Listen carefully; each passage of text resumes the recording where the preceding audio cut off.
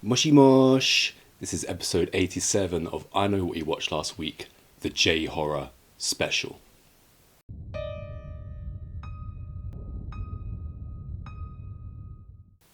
think a lot of people went through maybe a fascination, an obsession with J-Horror, Japanese horror, during the early turn of the millennium. Yeah. I know that I certainly did. Because for the first time in a long time, it was something that I'd never seen before, and watching movies where I didn't know what to expect, what was going to come next from a whole different culture, and just how can you not absolutely love it? I do. I love everything about them. It's funny though, because you like something completely new, but I would argue that the scary entity in all three of these movies is pretty much the same thing in all of them. I'm talking about new compared to Western. I know you are. Yeah. I wasn't disagreeing. I'm just saying, between the three, they're very similar. Well, it's the same thing. They horror. can't just keep doing the same thing, or they can't keep coming up with new ideas all the time. Their entity, their Sadako style ghost, is like our guy with a knife and a mask. It's just the same thing repeated over and over again. You just have to find ways to make it slightly different to keep it interesting. So yeah, had you even seen any J-horror before? You've seen some remake, the American remake. I've seen the American remake. Yeah, which obviously doesn't count. Of two of these, at least, not the third. No, all three of these movies have had an American remake. In one case, two American remakes of the same film. So, what do we get through this week? I'm going to say the English title, because I'm not sure about the Japanese one, but we started with The Grudge. Yeah, I tried to talk into my remote control to search. I was like, Ju-on. Ju-on? Is that how you say it? I don't even know. Ju-on, The Grudge. Yeah, because there are multiple Grudge, or multiple Ju-on movies, should I say. Started with The Curse 2, which are more television movies. Then when they took off in Japan, they decided to make a cinema release of it, which is one that we watched, which is the one that took off, which is the one that America remade with Sarah Michelle Gellar. Yeah, which I've seen. Then we saw The Ring. Yeah. Ringu. Ringu, that's what Yeah. I heard. Yeah. The granddaddy of the whole thing. Oh, really? Wait, so that one's older than The Grudge, are you saying? They're both 98, but The Ring came out first. Okay, okay. And finally, One Missed Call. Yeah, One Missed Call by the one and only Takeshi Mike. Yeah, that sounded really familiar. What have I seen that he would have done? Nothing. Oh. I don't know why he seems so familiar then, but okay. He's just a famous name in it. Yeah, I've seen a couple of his movies, being Audition, Jesus Christ, and Itchy the Killer. It's Itchy the Killer. If you've seen those movies, then you know why I'm going. Absolutely, he's an amazing director. So, interested to know what order you've put these in, because personally, yeah, even with One Missed Call being a little bit older, 5 years after the two originators, I just love them all. So yeah, even though there's so many similarities, they're also obviously very different. yeah. And I struggled with it. I struggled with the rating this week. It's actually changed in my mind. Even just today, thinking about it, I've changed the order so many times. But just for the sake of getting something out there, I'm going to go with third place. Come Ringu. on. Right. Second place. Ju-on. And first place, One Missed Call. Very interesting. I've gone third place, One Missed Call, second place, The Ring, and on top, The Grudge. Yeah. And even for me, could have gone in any order. I most enjoyed probably watching One Missed Call, because it's the one that I've seen the least. I've only seen it once before, so I didn't remember all of it, whereas The Ring and The Grudge I've seen a bunch of times from years ago. It's the kind of things, the same thing I do with music. When sometimes I'll just put on an album, you say, I've never heard this before. I said, yeah, I can't listen to it for like 15 years because I've played it so much at one time in my life that I had to give it such a huge break. It's the same thing with The Ring and Grudge. I think obviously because I'd seen the remakes of The Ring and The Grudge, whereas One Missed Call was brand new for me. Not the concept is completely brand new. We've seen many things that have derived from this, I suppose. Well, essentially, one missed call is The Ring with cell phones, with mobile phones, isn't it? I guess. I think it was the most snappy. So you don't like to think during movies, do you? Yeah. I do, but I don't know. I think I was the most constantly engaged, even though I would have thought, if you told me the concept of them all, the phone one would have sounded like my least favourite. But there you go. That's what I've done. That's what I've said. So whose order are you going in? I'm going to surprise you, actually, and we'll go in your order, simply so that we can go chronologically as the movies that came first. So starting with The Ring. So you said you've seen the American remake of this. I think both. The original American remake. Yeah, but there's a second one too, right? As in The Ring 1 and The Ring 2. Yes, there is, yeah. Yeah, I've seen them both before I met you, which also means Doesn't count then. I'm not sure what happened in which one, but I do remember being pretty freaked out by them. Yeah, I think it was The Ring 2 that freaked me out more. The remakes weren't bad at all, but they don't really count. It's just the remake for Western audiences. Yeah, because I wouldn't be interested in seeing The Ring, unless it was made for a Western audience. Yeah. Also, obviously, with all of these, we watched. I mean, they're in Japanese, and we have subtitles because we don't speak Japanese. But Moshi mosh. Yeah, moshi mosh. I didn't feel like it takes anything away whatsoever, especially from this kind. Just makes it weirder. What it does do, though, is make it harder to take notes, because when I'm watching just movies in English, I can just look at my phone and just listen to the dialogue, whereas this I was like, yeah, I had to read everything. So yeah, double as hard. So please appreciate the effort that's gone into this. So Ring, this is your first experience of the original Ring. Hideo Nakata, director, and I mean, what a legend. Did he come up with a story as well then? The hell is this? It is based on, as most things are, an older Japanese folklore about a girl that was put down a well. So he's taken that from something older and then added all the rest of the things in there. Supernatural also, stuff. one more thing actually I wanted to add. I don't know if the real girl was put down the well came out of a television. I hope not, because... That doesn't make much sense. But one more thing I wanted to add that I liked about all three of these was there's something really aesthetically pleasing about the sort of Japanese setup. And they had loads of these like screens that were slats and all of this kind of thing that I absolutely loved. All of that stuff counts for the Japanese versions and counts against the American remakes. Yeah, exactly. Yeah. I really like that. Anyway, so back to specifically The Ring. Yeah, I'll just go straight with the opening. We've got two girls having a sleepover, and they're talking about essentially what the movie is about. That someone they know has seen his videotape.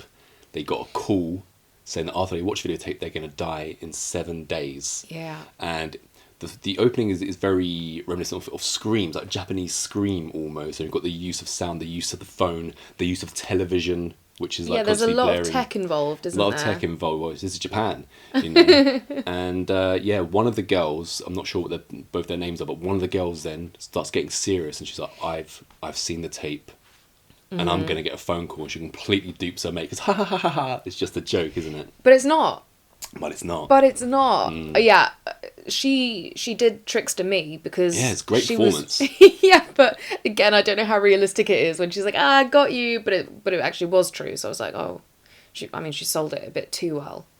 Can you sell anything too well? Yeah, in real life you can, because she's not supposed to be an actress. Well, this isn't real life. No, this is a movie. But yeah, so I gathered that she'd gone with a few like classmates or something. They'd stayed somewhere, like we find out where later, but somewhere random, watched this movie, and some of them have already died, right? Yeah, absolutely. Some of them already died, and because now after we get the opening and the girl who trickstered her friend, the girl walks up the stairs, leaving the trickster friend alone. But then the television comes on, a bit of baseball and all that, but then we just see the camera go towards her. She turns and she's stuck in frame with the wide open gaze kind of thing. And now we introduce like our main girl, our final girl, if you want, Asakawa. Her surname is, and she's a reporter. She's got a son called Yoichi and also an ex-husband called Ryuji. And Yoichi, her son, don't know if I'm saying his name's right, but because when they say it in the it sounds completely different to the way it's written to us. But Yoichi had a friend called Tomoko, a little friend who's died, and they're going to Tomoko's funeral Right. Yeah, and also it's quite confusing because the kid's like, oh, Tomoko, Tomoko. And then later on they refer to Tomoko as Tomo-chan. I'm like, Tomo-chan? Who's Tomo-chan? And I had to realise that that's them saying some kind of nickname or something, I guess. Yeah, well, they put Chan or San at the end as a respect thing, don't but they? sometimes, but at the beginning just call him Tomoko. And then he's And I'm decided to pretty change sure to it's Tomo-chan. Yoichi, because it was close to Yoshi, but Yoichi. Yeah, it's Yoichi. Yoichi. Someone's going Yoichi. Yoichi. Yeah, Yoichi. Yes, I have to go He's to adorable. I have to go to the funeral, and yeah, with his big backpack and stuff. And at the funeral, one of the first things we see is one of the mourners interacting with Asakawa, saying, "Oh, it's a closed casket. Don't you find that a bit weird?" Because as we all know, everyone gets warpy face and stuff in J horror, so yeah, they had to keep it closed because no one wants to see that at a wake, do they? No. Yeah, then we get kind of like just Yoichi kind of like wandering around by himself. Nothing actually happens, but it just has, you know, the long shots of him down corridors and stuff like this, stopping in doorways and having a look. It's just, even though nothing happens, just something off about it. It's nice, you know, it's being playful with the audience. You know, because they're setting up all these classic angles where you think something was going to jump out or something like this, but it just doesn't happen. Definitely. So it just sets you up even more for when stuff does actually start to take place. And in a doesn't more it seem visceral as well sense. like Yoshi kind of has some sense of what's going on almost? Yeah, absolutely. Yeah, Yeah. which was interesting. Hmm. I don't feel like it necessarily went too deep into that, but No. he was saying little things here and there where you're like, why does this kid know that? Yeah, it's good though because the things that they do go deep on in this is in kind of like a lot of the characters' backstories later on in the movie.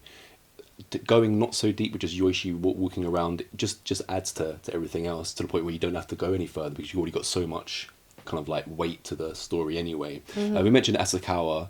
She's a reporter. I believe it's before she goes to the funeral.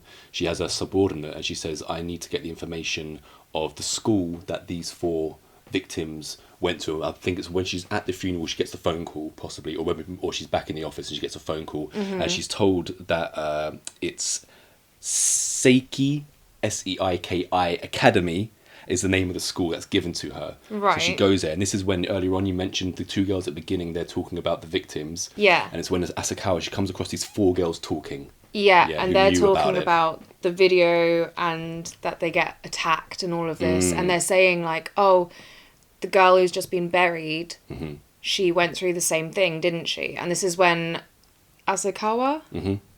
is starting to put things together. Because I think she also realises, like, this isn't a normal death. Like, she was a healthy girl Yeah. and she's passed away and no one can quite say why. Yeah, the 4 kids who knew the victims who watched the video, we kind of like get a little information about how whatever this thing is which is off them, it can get them in any kind of situation because 2 of the victims were in a locked car. Mm-hmm. So that kind of like lets you know that whatever this is, locking yourselves into any kind of place, like barricading yourself into a home, whatever, isn't going to help you when it comes down to it.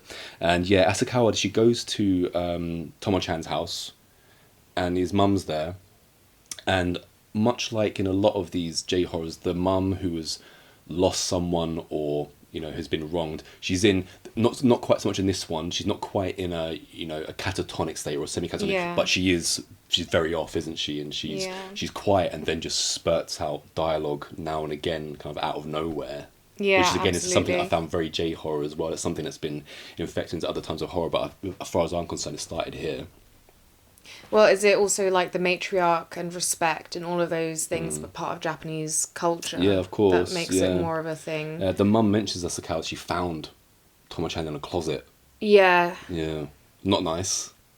And where you mentioned again, like the houses that are used in these movies. Specifically for me, it was the house that was used in the Grudge, but we're not there yet. But in here, it's everything's just like the lights are off, for instance, and everything's like in shadow a lot of the time, and just great idea to do it that way. It's also really tiny things, but for example, obviously, like a closet in Western stuff has the door handle and stuff. And how many horrors do we have where there's something bad in the closet? Loads. Yeah. But, you know, you Boogeyman. open it with the door handle and that's one thing. Whereas for me, with the sliding doors on these Japanese closets, and they just have like a hole instead of a knob. And so you have to like put your fingers into the darkness Knob and hole. to open the closet, and even just tiny things like that really freaked me out because I'm Yeah. like, It's everything about it is the unknown, which is Yeah. because like everything is literally foreign to me. all of it. So when Asakawa was at the house, and we have kind of the dialogue between her and Tomo-chan's mum, Asakawa also takes a bunch of photos, and it's the victims who are at this kind of rental log cabin in a town called Itsu, and in the photo, all their faces are like blurred. Blurred. Yeah, they're all blurred. So she Weirded. takes these with Yeah. her. Yeah. Then we have a kind of a funny scene, somewhat, where Asakawa is at home. She's like doing the dishes or something, and she's got Yoichi standing there in his school uniform, his big backpack on, and she goes, "Oh, by the way, Yoichi, I'm going to be late tonight because I've got to go to this whole other town. Will you be alright by yourself?" He's like 6 years old. I know, but he's so independent, isn't Yeah. he? He's just everything, and he seems to be like almost the mum of the household more than her. Oh my god, I loved this kid. He was so sweet. Just him like walking along, like you said, with that big backpack and the little shorts, and I loved it.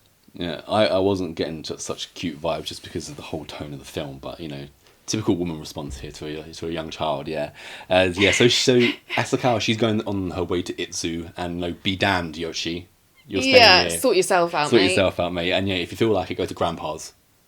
Yeah, which he does eventually. So she ends up going to Itsu, Yeah. and she comes across the log cabin, which has the photo of the blurry-eyed victims standing outside it. So when she comes to this cabin, she kind of lets herself in, Yeah. goes in and just decides to take a nap. So again, it's just, I'm like, random. why is she napping? I don't know, because obviously it seems then she does go to speak to the owner I know, of this yeah, place. she does, but let's just talk about the nap for a second. But do you think she's already rented the room when she naps? Or do you think, like you just said, she's literally let herself in first, had a nap, and then been like, I need more time? It's gleamed that she's rented it, but whether she's rented it or not, that's not my having a point. nap That is is not just my not- point. It's like, oh my god, I found these blurry-faced photos of these victims outside this log cabin. I'm just going to walk in first thing, oh, this is the log cabin, time for sleep though. Yes, very, very strange. I guess, I'm going to say it's more than once, pound for pound, the Japanese are out working us, maybe she's tired. So because they all nap on the train and stuff like that, don't they? Yes, they do. So yeah, once you mentioned, And she she's does, been looking by the TV to try and find a tape as well, hasn't she? After she has her nap, she goes to a cafe. It's a very nice trip this has turned out to be. Have a nice sleep, go to the cafe, she's eating cake. But then she finally goes to the motel reception. And she starts asking the guy, I suppose, who owns the log cabin Yeah. about the people that stayed there. He has a little bit of information, and she notices a cabinet full of videotapes. Yeah, it's like one of those old rental stores that Mm-hmm. all shut down, Blockbuster, etc. Yeah, in a very small sense, yeah. Yeah. With it only has a foreign language section. All Japanese movies. Which in Japan wouldn't be foreign, obviously. Yeah, I was gonna say. But then she notices that out of all the videotapes that have the kanji down the side, there's one which is just blank. And the she's guy drawn to the it, guy isn't that she? runs the motel, he doesn't know where this videotape has come from. He says, "Oh, someone must have left it here because that's not one of mine." Mm-hmm. Yeah. Yeah, and then she makes the fatal mistake. Curiosity killed the cat, so they say. And she watches it. She does watches it.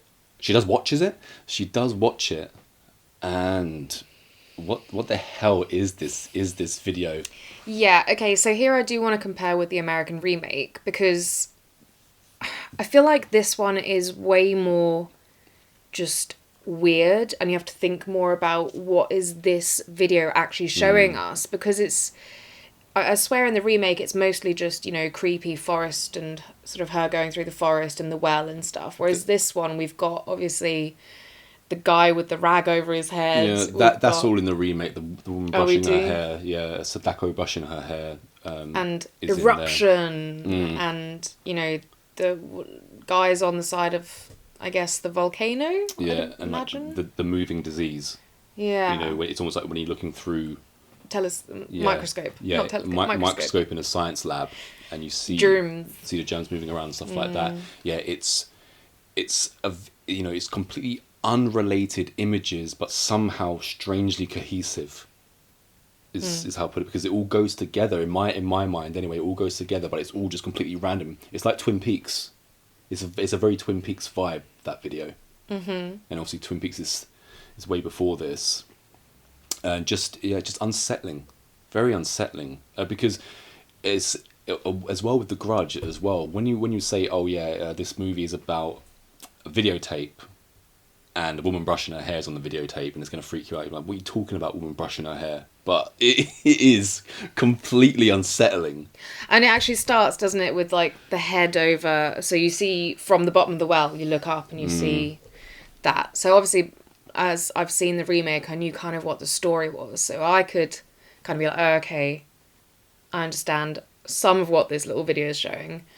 But seeing that for the first time, if you have no idea, like, what the hell is that? Yeah, I don't like it, which means I actually love it. Because it makes me feel uneasy. I can't watch this as a sleepy. You know, I can't fall asleep to The Ring. You know, that's what Alien vs Predator's for. Yeah. So she, like I say, she goes and watches the tape, and she then gets the phone call, and she says that it's in 1 week at around 7:08 in the evening that she is going to meet her fate. Now we're introduced to her ex-husband, Ryuji. We don't have any backstory as to why they divorced or anything like this. It's just like, here's the ex-husband. They're coming together, and they're at Asakawa's, and she's got him there to watch the tape, right? And while he's there, she asks him to take her picture of a Polaroid camera so the picture comes straight out. He's kind of like asking why. She's like, just do it. Takes it, shows it to her, and of course she's got warp face, so we know that the curse is definitely upon her. Yeah, Ryuji then does watch the video. She steps out of the room. And then he asks Asakawa to make a copy of it. Yeah. Right. Ryuji, it turns out, he's after watching the video, he's kind of the next morning, he's just out in the town. He's reading the paper out on a bench. And as he's looking down reading the paper, just these two legs come in front of him, which is clearly going to be the girl from the well, because we find out that he has kind of supernatural powers where he can see things. Yeah, he's like some sort of clairvoyant. Yeah. Isn't he? But he doesn't want to look up because he's far too scared to see what is... You can't blame him. But yeah, of course you can't blame him. Yeah, it's just another very weird scene. I really like the way it was filmed. It just was all brilliant. the busy legs like rushing about their day-to-day business, and then just the beeline of these scary ones coming towards him. It's a very quick scene, and then we're quickly back. We're now into, I believe it's Ryuji's office, and him and Asakawa, they're going through the copy and they're watching it like on pause, so they can study the movie more. They're going through the clues, so we see the kanji that says Sada in someone's eyes, Sada, and they're kind of like, what the hell does that mean? There's also eruption written in the kanji as well. Yeah. And like, you know, what does this mean? Do you know what? That's one thing about watching this kind of film, or this film with subtitles, is that the very first time the film is watched, we're given all the information because it's all subtitled. So we saw straight away like eruption, whereas I'm imagining if you don't have the subtitles and they had to like pause it and properly look, it might just not be as obvious. Yeah, definitely. Did watching you've seen the remakes, you've mentioned it 50 times already during this, did that kind of take away any of the element of surprise? I guess it must have done, in terms of the ending. Yeah, I mean, I knew the basis of the whole story. I knew the backstory of the haunting, but I haven't seen it that much. And it didn't really take anything away, I don't think, because it's still just fascinating the way it was shot, and they built so much like suspense and tension in this. Yeah. While they're watching it on pause, so there's a knock at the door, and Ryuji says, "Come in," and it's one of his students called Takano. Yeah. It's a bit, so she only turns up here, and Asakawa tries to speak to her, and she turns up again right at the end. Doesn't really do anything in the film. I wasn't wondering if there's something that's supposed to be kind of gleaned from her, because otherwise I don't understand why she's there. It was, okay, yeah, this is the one thing I was like, wait, what's going on here? Because she seemed quite, like, possessive of him when the ex-wife was there. I was getting that as well. And also just the fact that she can sort of let herself into his place and all of this. Like, exactly. It started to make me think, is there something deeper going on here? Because it absolutely zilch is explained. And like I say, she's only in the movie for like, less than a minute probably. And she's not there to move the story forward or anything like that. So I was thinking, because we don't have any backstory on why Asakawa and Ryuji are divorced, I was thinking, has he kind of been... you know, even rumoured to be maybe inappropriate with one of his students or something like that, because that's what I was getting. It's just a theory, throwing it out there. Yeah, I don't know if it was reciprocated. I definitely feel like she was maybe in love with him, But yeah, again, the fact that he's like, oh, it's my student, and she changes something on his like maths board or something. She's very happy with herself. She is very happy with herself. But yeah, I can't really tell what she was doing there when he was like not teaching her at that point. Very strange. We'll skip over that then because we don't really know. But Yeah. once Asakawa, that's her surname by the way. I know she's got, I think it's like a Reiji or something, but I'll call it Asakawa. Once Asakawa and Roji go back to the video, there's then like really slowed sound, and we get to know that there's this saying being said: "Frolic in brine, goblins be thine." Be thine. Yeah, which when you're reading that in subtitle for the first time, I'm like, that's kind of silly, because brine just makes me think of hot dogs, and goblins just make me think of, Western goblins, whereas goblin is more of a term for vengeful or comedic spirits in Japanese folklore. Yeah, I guess it is difficult with translation to get the right. Yeah, I like, felt like they meaning could have maybe across. put a different translation there to make it slightly more sinister. It's Some kind of, demon it's or almost funny. something. Yeah. Goblin brine. has a very childish Yeah. connotation in our We then culture. found out that that is a saying from Oshima Island, which is in Itsu, which Okay. is where they go later on. Yeah. And there's a volcano there, Mount Mihara, and Eruption. yes, exactly, eruption. Asakawa and Ryuji, they then go to a library, it seems, and Yeah. they're reading through old texts about Oshima Island and stuff like this. And it turns out that there's one headline about Mihara erupting. Yeah. But it was a long, long time ago. And within the headline, there's more of a story saying that, did this local woman predict the eruption of Mount Mihara? Yeah. Yeah. And it was a while ago. So that obviously comes back around in the story a bit later on, right? Only 4 days are now left for Ryuji, Yeah. right? And there's only 4 days left for him. And even less, 1 day less for Asakawa. Yeah, no, I'm really confused because there is this like the eruption thing and all of that, but then there's the doctor and the girl. So I'm like, wait, how does that all connect? I can run you through Fill that me later in. on. I can run you through that later on, yeah. So we find out that, Shizuko's thrown herself into this volcano, this Mount Mihara, 40 years earlier. She's the one that also predicted the eruption Yeah. of it, right? Asakawa's back at home now because she's with little Yoichi, Finally, right? She's fine, right? Doesn't he has a mum, which Yeah, is he has a mum incredible. finally, yeah. This is something that wasn't repeated in the American remake, because obviously What, the you absentee just get enough of mother? child neglect. Yeah, too much health and safety in America. Japan just keeps it real, right? Let your kids grow up. So she's sitting there, not really doing much. All of a sudden, she sees a vision of the towel head person from the video, and it's Pointing to the living room. Or pointing to the something, living right? room, yeah. Yeah. And so Asakawa's like, what the hell is it? Why is this thing pointing? Opens the door, and who's watched the video? Little Yoichi. Yoichi has watched the video. I thought with his like ESP, he would be smarter than. Oh, actually, I've just realised maybe he's got part of his dad's abilities. Then that's why he's in big trouble he's because been Tomo-chan gathered. told him to watch it. Oh yeah. Yeah, Okay. Tomoko told Yeah. him to watch it. Little Tomo-chan, his dead friend.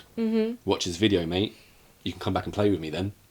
Something along those lines. So yeah, no good for little Yoichi. No good whatsoever. Now they decide they've got to stop this thing because now the kid is involved. More so than just to save themselves. They've got to save little Yoichi. So now they're heading to Oshima Island, which is in Itsu, right? And on the way there, Ryuji says that he has seen Tomoko, little Tomo-chan, in his kind of psychic visions. Yeah. And again, the psychic visions things, there's not really any build up to Ryuji having these powers. It just is, isn't it? Yeah. It's just like kind of like plopped in. I guess maybe because obviously in Japanese culture they're far more open than most Western cultures to the Yeah, idea yeah. of spirits, etc. So maybe it doesn't have to be as big of a Much reveal. more so, to the point where ghost stories and hauntings will actually be printed in like national news and spoken about on the news broadcasts over there and stuff like that. So yeah, Ryuji's got these psychic powers.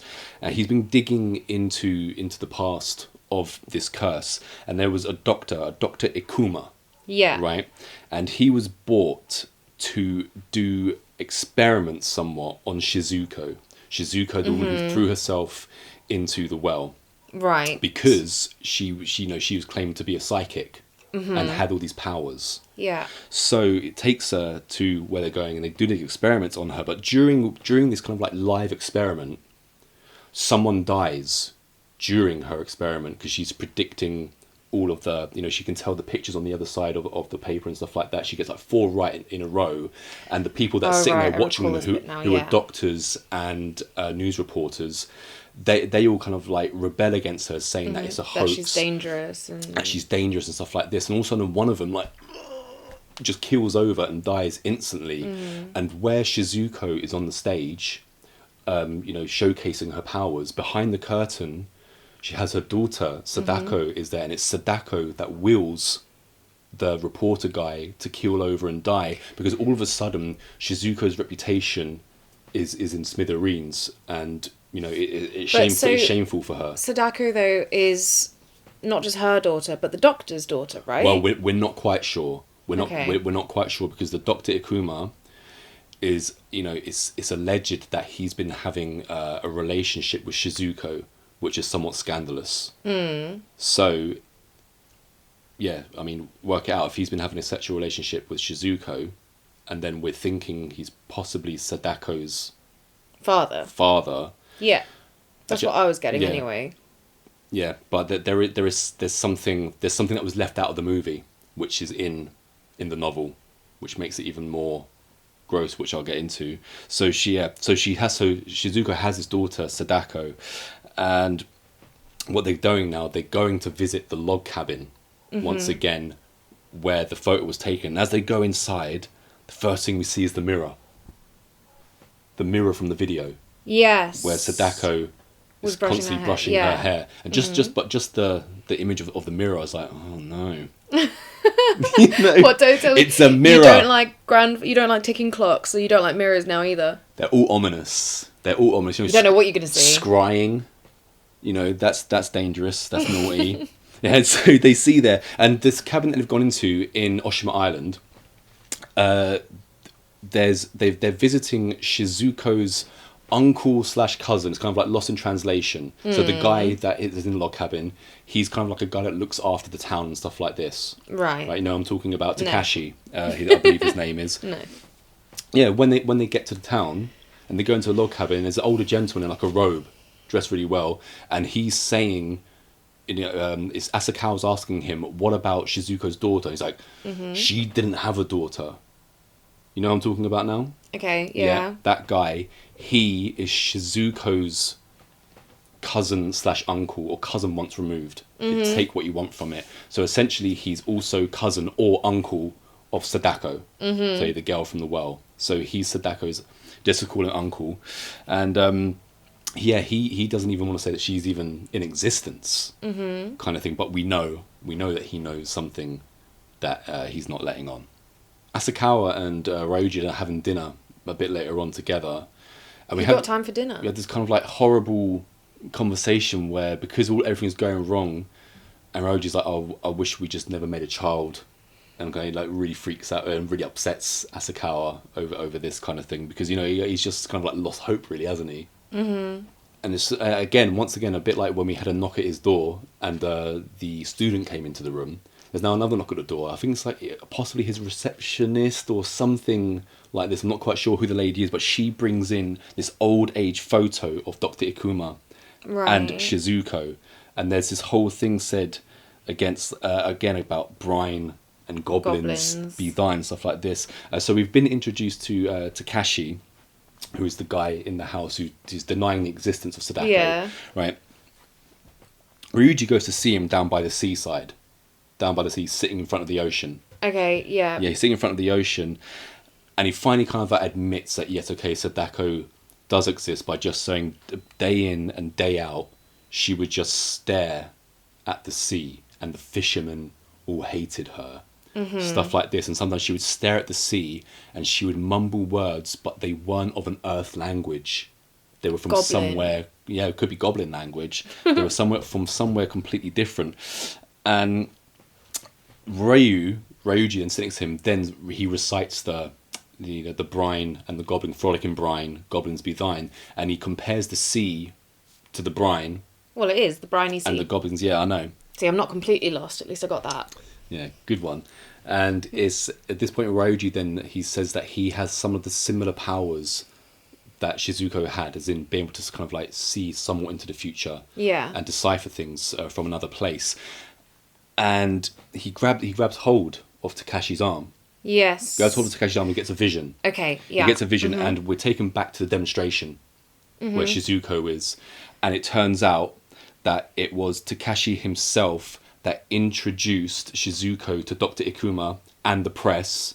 And he's somewhat of her manager. He's looking to make a buck out of her powers. So it's essentially So that's Takashi, what the it uncle, was. started the curse by introducing Shizuko to And these this people. was the one where Sadako ended up killing one of the like reporters. We see or her off something, right? screen, and we see Shizuko literally blaming Sadako for it. And it's after he sees his vision when he comes back to the beach, where he's holding on to Takashi's hand, where he realizes Sada, Sada from the video which they've seen, is relating to Sadako. Sadako.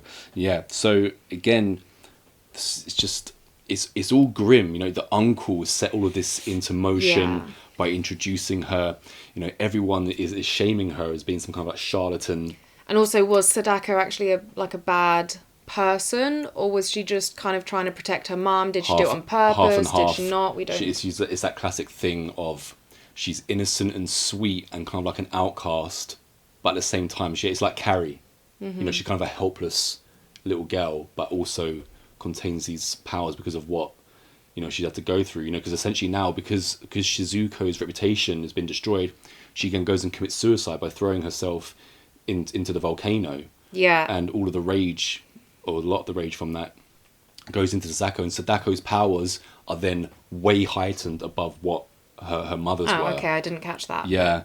I already assumed that because I didn't seem like in that clip that her mum would have been able to do that. Her mum. Exactly, yeah. Whereas obviously Sadako's been born or gifted with greater powers. Sadako can literally will someone to die. Yeah. And that's it. She can also project images onto, video. That's how you get the video, because it's otherworldly. Obviously, it's not actually something that's been recorded. They even mention themselves, we think this video is from somewhere else. Yeah, because completely. in the mirror again, they're like, we would have seen the cameraman and stuff in this all shot, that stuff. whereas there's nothing there. So, Absolutely.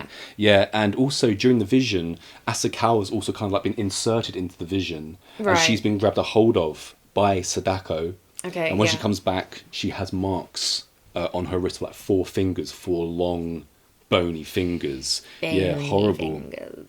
And it turns out that, so Dr. Ikuma, after Shizuko has been, her reputation been torn to pieces, kind of his fault, also Takashi's fault, not really any fault of her own, he then becomes either incredibly scared of Sadako, right, and her powers, or just didn't like where the whole thing was going, throws her down a well.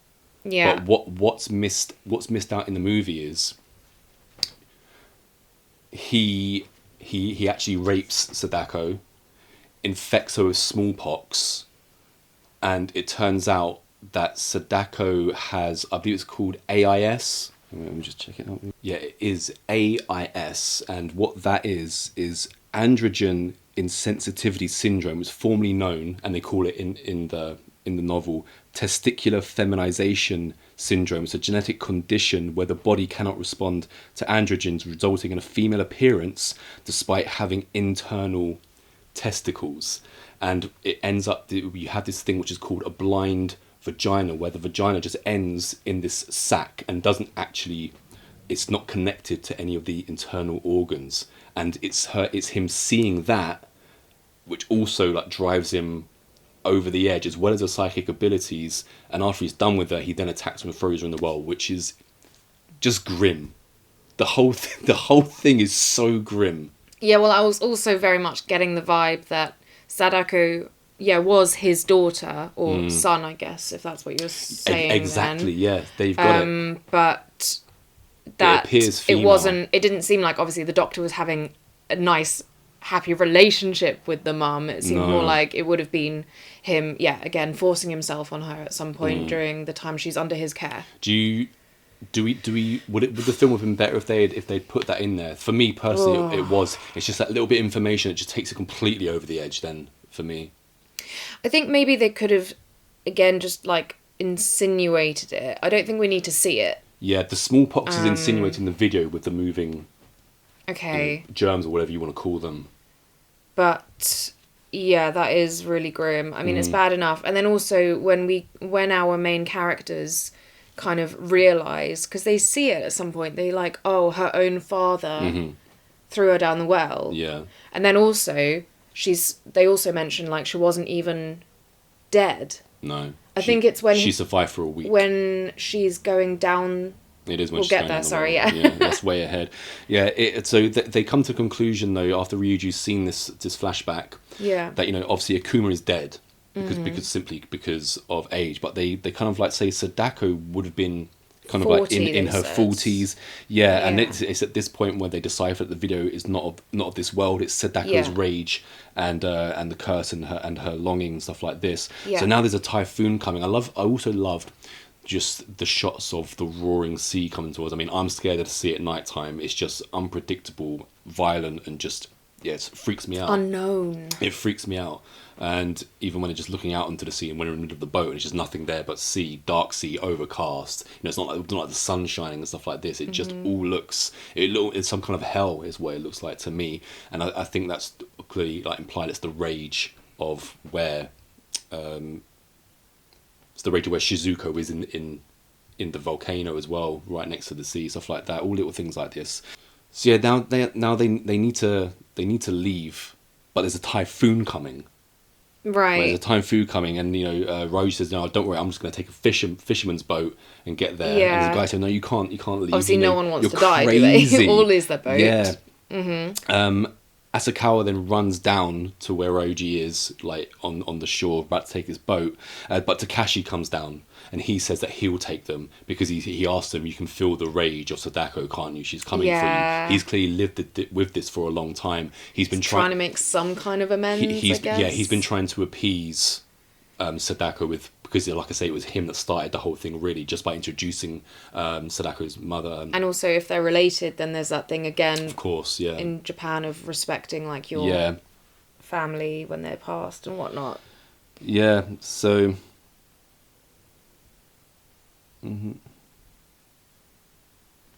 Yeah, once he takes them back by boat, we're then given back to Yoichi for a second over a phone call. And it's this phone call from a public phone, which looked to me like a toy phone. It's like bright green, like slime green with a slime green wire. Pretty cool. And it's while she's talking to Yoichi on the phone, he's like, "I'm bored at Grandpa's. It's like, when you coming home," kind of thing. She puts the phone down and it's realised now that she's got her last day. She's on her last day now, Sakawa. So they've gone to all these places to try and like break the curse, right? The cabin. All these other places. They finally decide it's time to break in underneath the log cabin where the well is located. So they smash through the wooden wasn't partition. That again the dad like using his psychic things to be like, I think it's under there. Yeah. Because obviously everything stems from that location, so they're like, it must be there, and then they expose the well and like, I knew it, a well. I think maybe visually, this well being underneath the cabin and in this crawl space and stuff, I actually preferred the Americanized remake when it's open. kind of out in a foresty bit.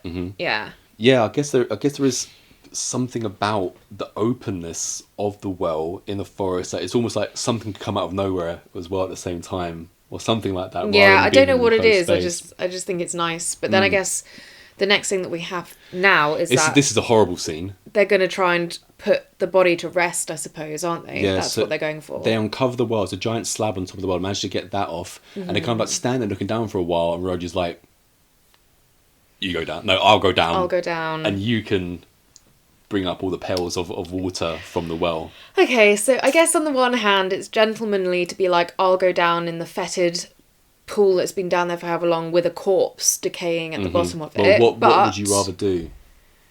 Well, in theory, I'd rather do the way they do it, send you down and I'll go and haul the water. But in practice, it was like the dumbest decision they could have made because... So he gets down there, and this is the bit I briefly tried to mention before where he's like, oh, she was still alive when she came down, because he sees little chunks of like her flesh and nails and stuff where she's tried to crawl out of the well. She was alive for a week. Ugh. Yeah. And he gets down to the bottom and he starts filling the bucket so that it can be emptied and they can look for her corpse. Yeah. But obviously, like, she's a tiny little lady and she's hauling these buckets full of water up and she gets exhausted very quickly. I was like, this doesn't really make any sense. The thing about... I'm surprised you've managed to haul one up looking at her, even to be fair. if I'm in the sea, to which I can't see the bottom, Mm-hmm. which is, pretty much most sea, and I'm swimming, even if I have anything like brush up against my leg or something, it sends a chill up my spine. Now, when I was younger, I would literally swim super far out into the sea, strong swimmer. I'd like go underneath everything. I would never do that now. I would just like, maybe it's like the misadventures of youth, kind of thing. But I would not do that now. So the idea of going into the well and knowing that it's obviously an enclosed space because it's just a well, and this girl, this corpse might brush up against you, that just the thinking of it, which is a lot of the movie is, the ideas rather than what you're actually shown a lot of the time, really gets under my skin. Yeah, no, it's thoroughly unpleasant.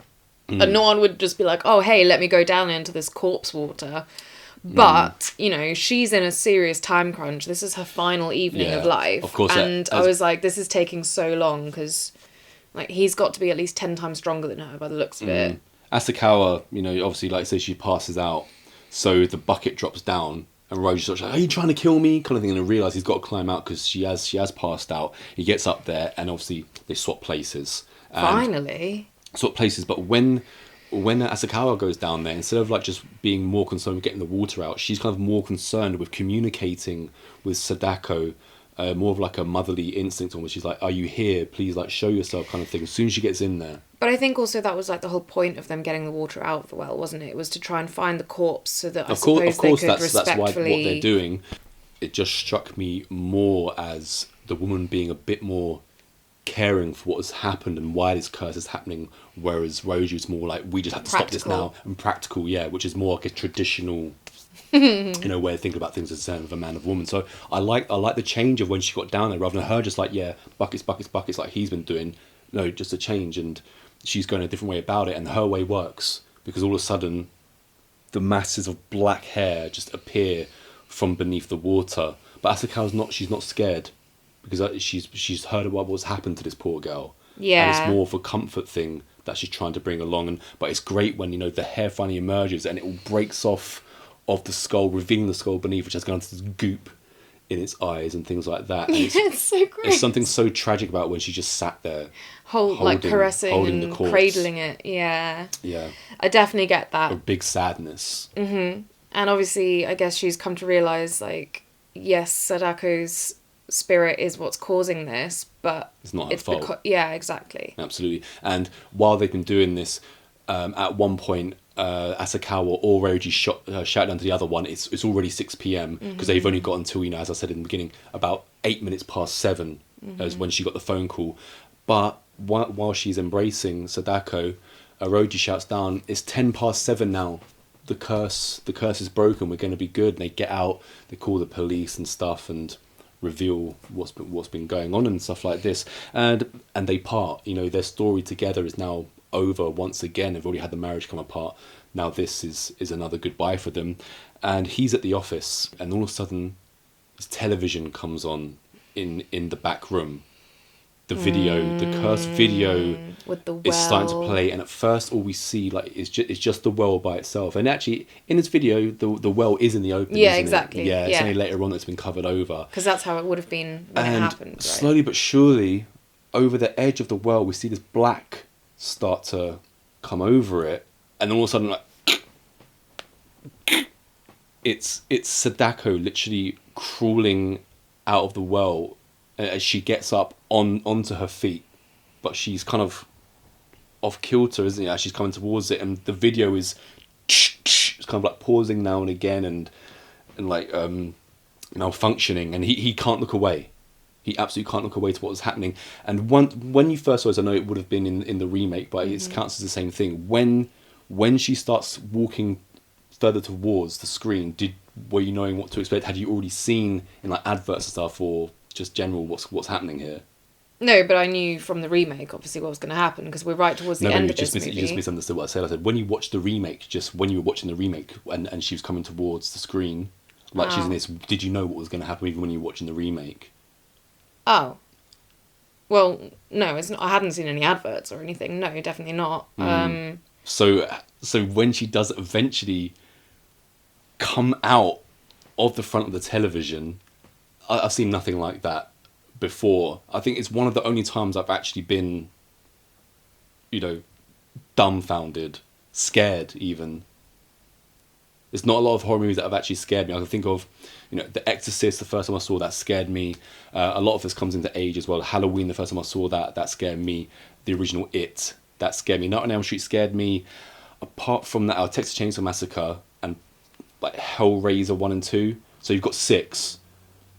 Apart from that, it's all just been Japanese stuff, which has actually given me the willies, as you might call it. This is freaky. It's just not right. There's nothing right about this. Yeah.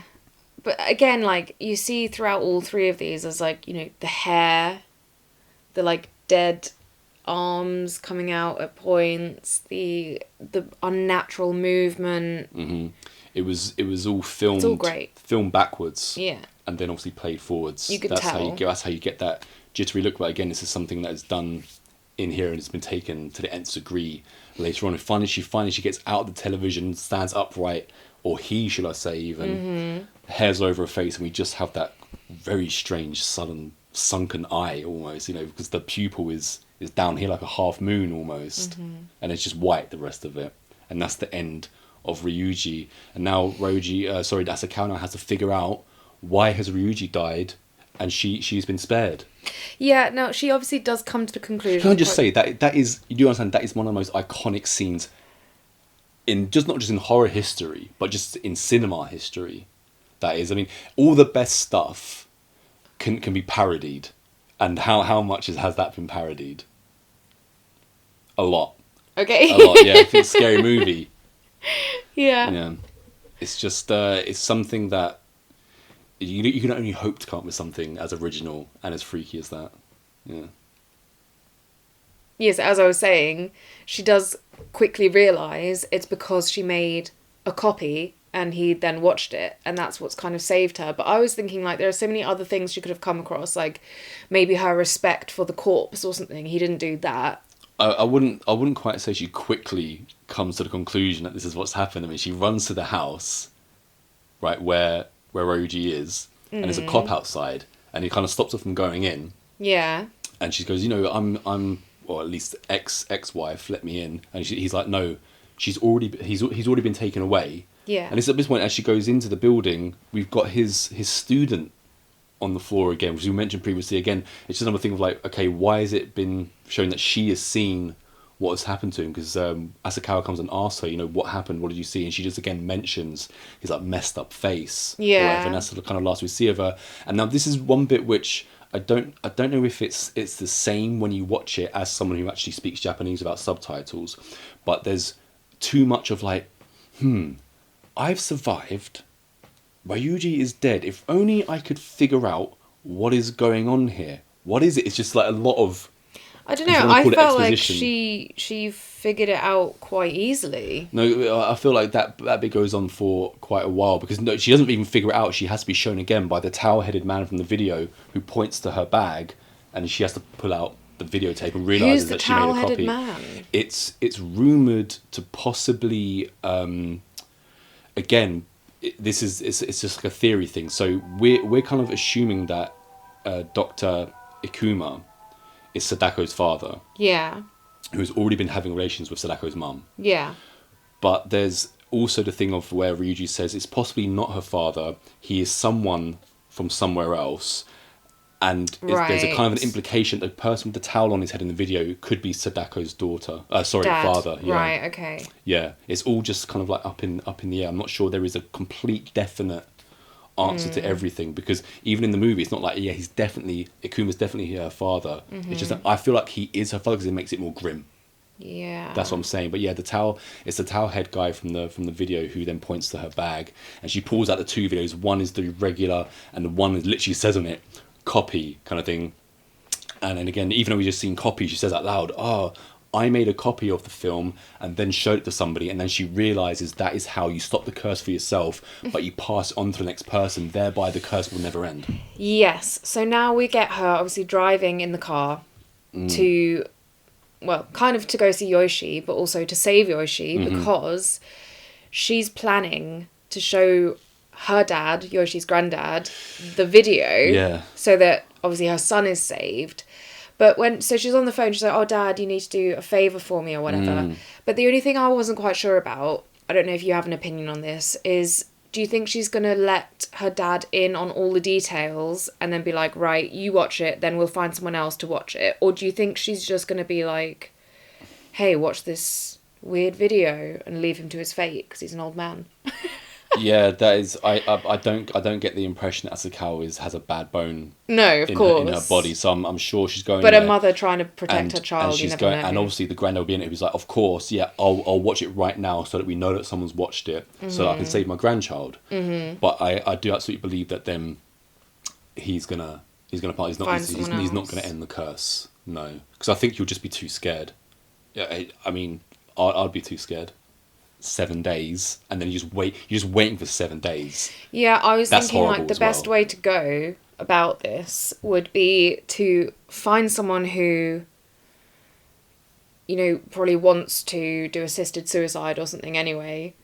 They can watch it and then just off yourself before the scariness happens. I don't think assisted suicide was a thing in 1998. Okay, well, Yeah. someone who's like about to die anyway then of whatever cause. No, because you still don't want to go by that means. No, but you've got 7 days. As long as you go before that. Okay, yeah, what happens then? Maybe the curse elongates your life no matter what. The curse will get you no matter what, even if you are, terminal and you're said to go within a week. We'll never know. No, I think I do know. I think I've just answered it. You've just answered it, yeah, okay. this is considered to be the granddaddy of the whole J-horror, phenomenon. Grand hermaphrodite. And you can see why it took off. I love anything. It takes itself seriously. It takes itself completely seriously. If there are jokes over my head because I'm obviously not Japanese or whatever, but it's like I always say about Heathen. You set the tone from the first frame, from the first second, and from there you don't let go. You just just put your foot down on the gas. And no movies, especially Western movies, American, English, do that anymore. Yeah. Nothing takes itself seriously. And we have the same thing now with your number 2 choice, which was my number 1, Ju-on, The Grudge. And I think this one freaks me out even more so than The Ring. Yeah. And if someone had told me, oh yeah, I'm going to make a horror movie where the antagonists are a cat, a 6-year-old boy and a housewife, I'd be like, good luck with that. Because how are you going to make that scary? But my word. Yeah, okay, so I don't recall in the American one that Actually, it's not just I've the boy. I've just realised as well, I think I was calling the Ring remake the Sarah Michelle Gellar, which is actually The Grudge. Okay. Which is obviously, it's Naomi Watts who is in the Ring remake, yeah. But, yeah, I don't recall there being, like, the woman. I only remember the kid from the remake. So is the woman in the remake? Again, Yeah. I've only seen it, like, the one time, but... Yeah. Okay. And Toshio! the kid Toshio. in this, Toshio, he didn't really freak me out. He seemed What? very, like, benevolent. Something wrong with you. To I me. don't like kids. Yeah, so he freaked me out. Yeah, especially ghost kids, right? So it opens up with like credits which are telling us what's going on here. And it says, the curse of one who dies in the grip of a powerful rage. It gathers and takes effect in the places that person lived. And those who encounter it die, and a new curse is born. That's a scary cat. It was for anyone adorable. that doesn't know. Little Scary kitten. cat. And yeah, we open. Once I just said about the Ring opening with its tone and setting forth what it's going to be and not letting go. I think the Grudge does that as well to as good an effect. And the opening of is that grainy footage of like someone like biting their fingers and stuff, and you've got little Toshio there, you've got the cat there, Wasn't and it the toenail clippings? no, that and was stuff? Was One it? Miss Cool. Oh. So no, and it's the father going on his killing spree Yeah. in this house, and that grainy footage is just like, okay, what are we in for here? It's brilliant. It is. It's really done well. This movie, Grudge and Ring, I said 98. Apart from Blair Witch 99, Both these movies just destroy any horror movie that has come out of the West or Europe since then. Easily. And then you're taken, like, again, to places and shown things, much like The Ring, that you've never seen before.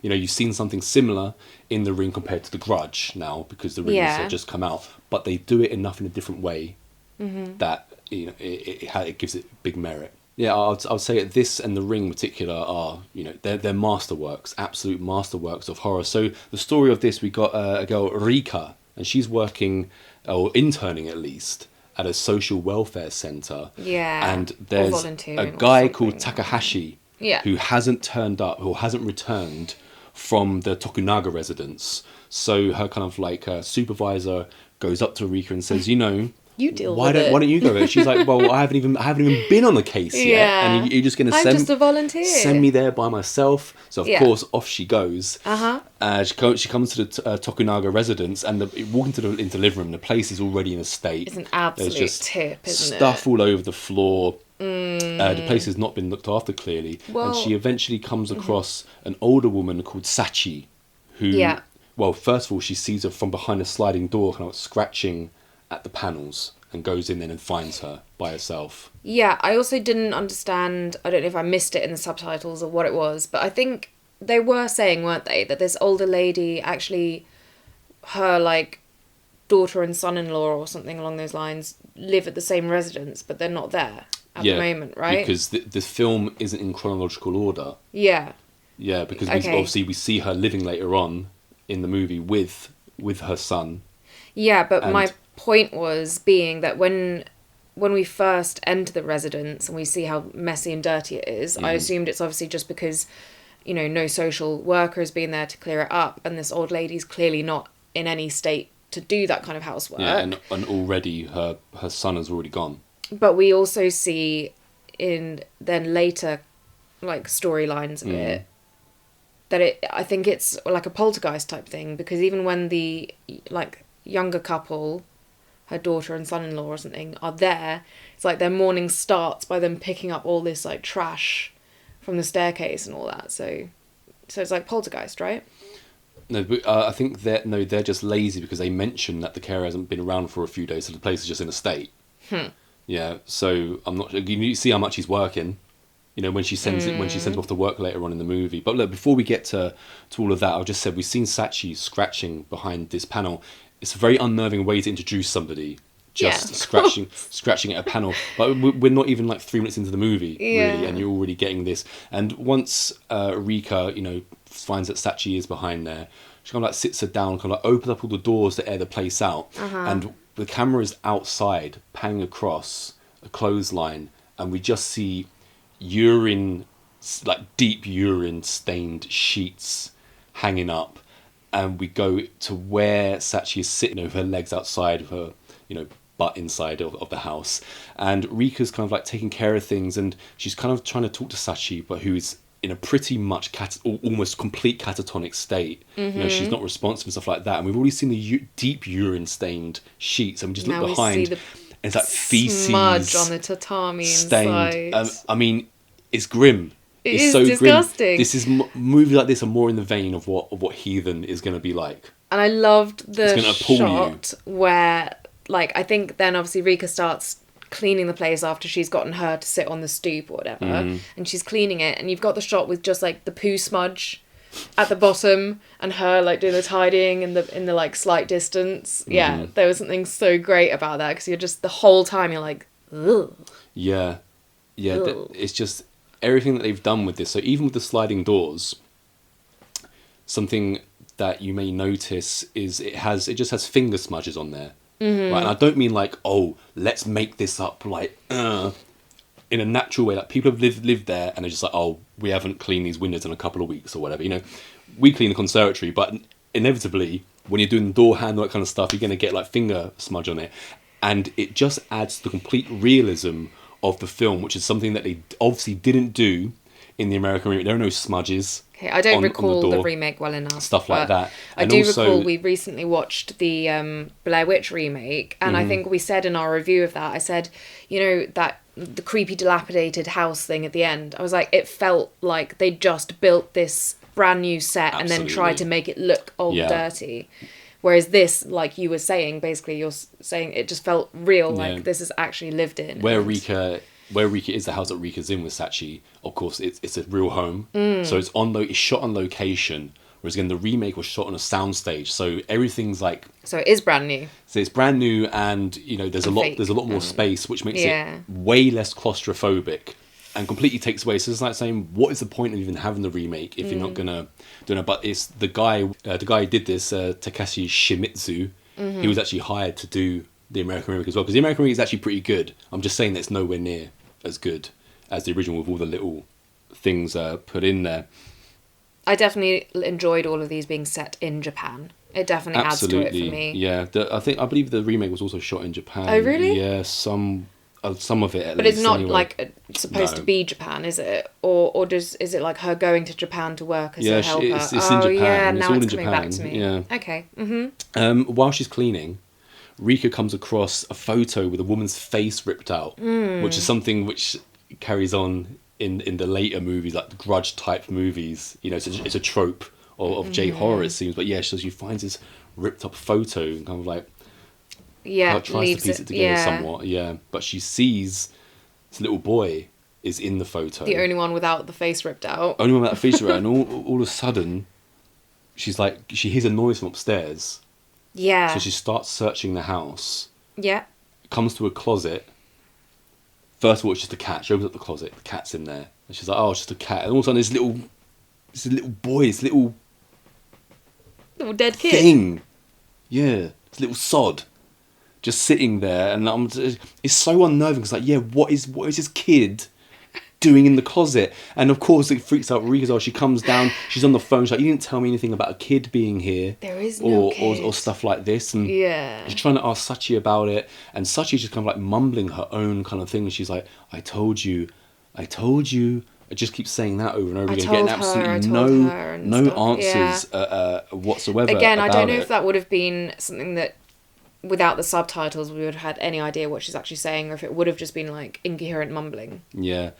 After we've seen that, there's an answer machine message that comes through from a character called Hitomi. Hitomi is the sister. So Sachi is also her mother.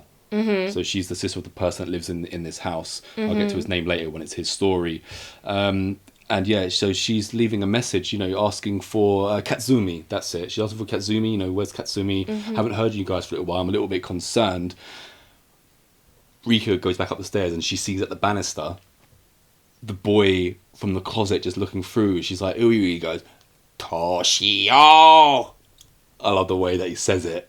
I was just like, what's going on here? Another great child What the hell is going on? And she finally goes back down to Sachi, and all of a sudden this thing just starts manifesting over her. So this, I'm assuming then, was this like the housewife, as you mentioned at the beginning? Because, it's like a obviously much bigger figure than the little boy. And again, you've got the trope, if you want to say, of like the long black hair just like covering any facial features. It's just hovering over the old lady. Yeah, Sachi. I could be slightly wrong here, but such, right, as in from the name Sachi. Mm-hmm. It's I think it's like the first three letters, or such is number 4 in Japan, and apparently number 4 is very unlucky. How they're very superstitious with their numbers, and that's why her name is Such.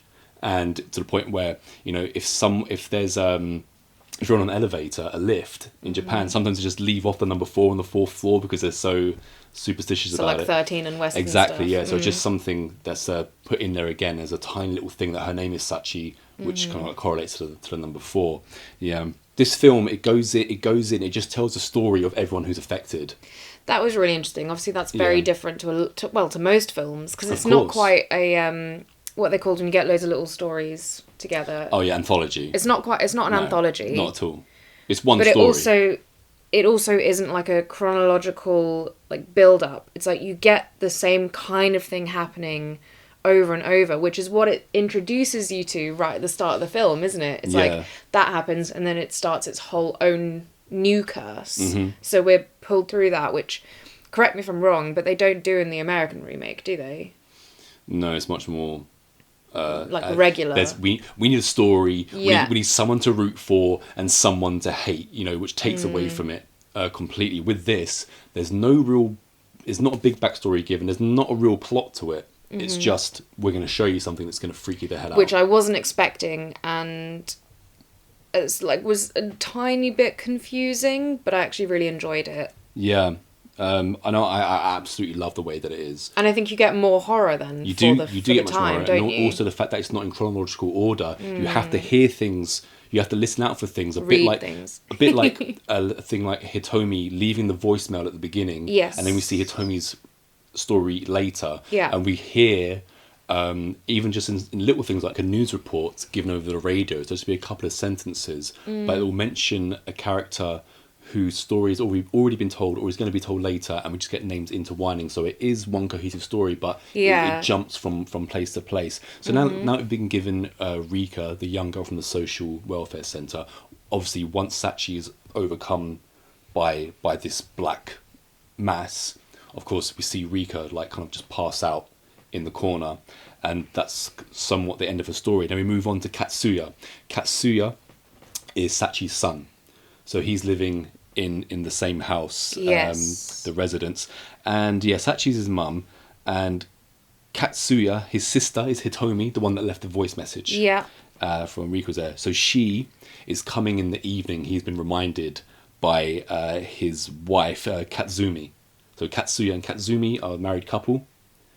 Yeah, Katsuya's the man, Kazumi's the girl. Okay, yeah. And Hitomi is Katsuya's sister who's coming over. Yeah. And he's kind of forgotten everything. He's like, oh, is it Friday already? He has a bit of a funny performance. Yeah, he this does. guy, doesn't he? And it's again, I've noticed in this, it's not just the way that everything's left all over the floor and the smudges. Every shot is kind of purposely dingy. Almost it's a lot of the problem with modern day horror is everything looks like a Marvel movie almost, it's all sanitized completely. There's absolutely no sanitization with the Grudge whatsoever, and with the Ring, I'd say, as well. The frames in general, even in the light, it's still very dingy. And if you think about this, right, so we're on Katsuya's story. When he goes up to his bedroom, it's not an inviting bedroom.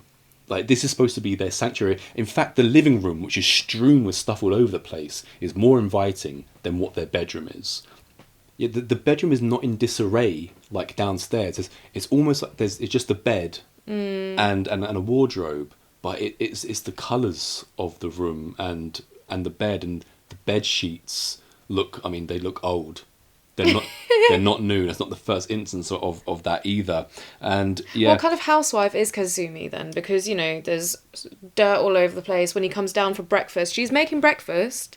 So she's getting one of her things in, but cooking. he's picking up rubbish on each step, isn't he? This is a daily occurrence. He's picking up rubbish. Well, this is quite reminiscent of me and you. You do a lot of cooking, but I've bedroom got looks to constantly terrible. clean up after you, haven't I? Yeah. Girls have always been more messy than boys in my life experience. He's completely lying. I do my fair share. Absolute fact. Yeah. I would even say that the American remake is dirtier and dingier, but you can tell that they've made it purposely that way. It's I wouldn't say over the top, but it's staged.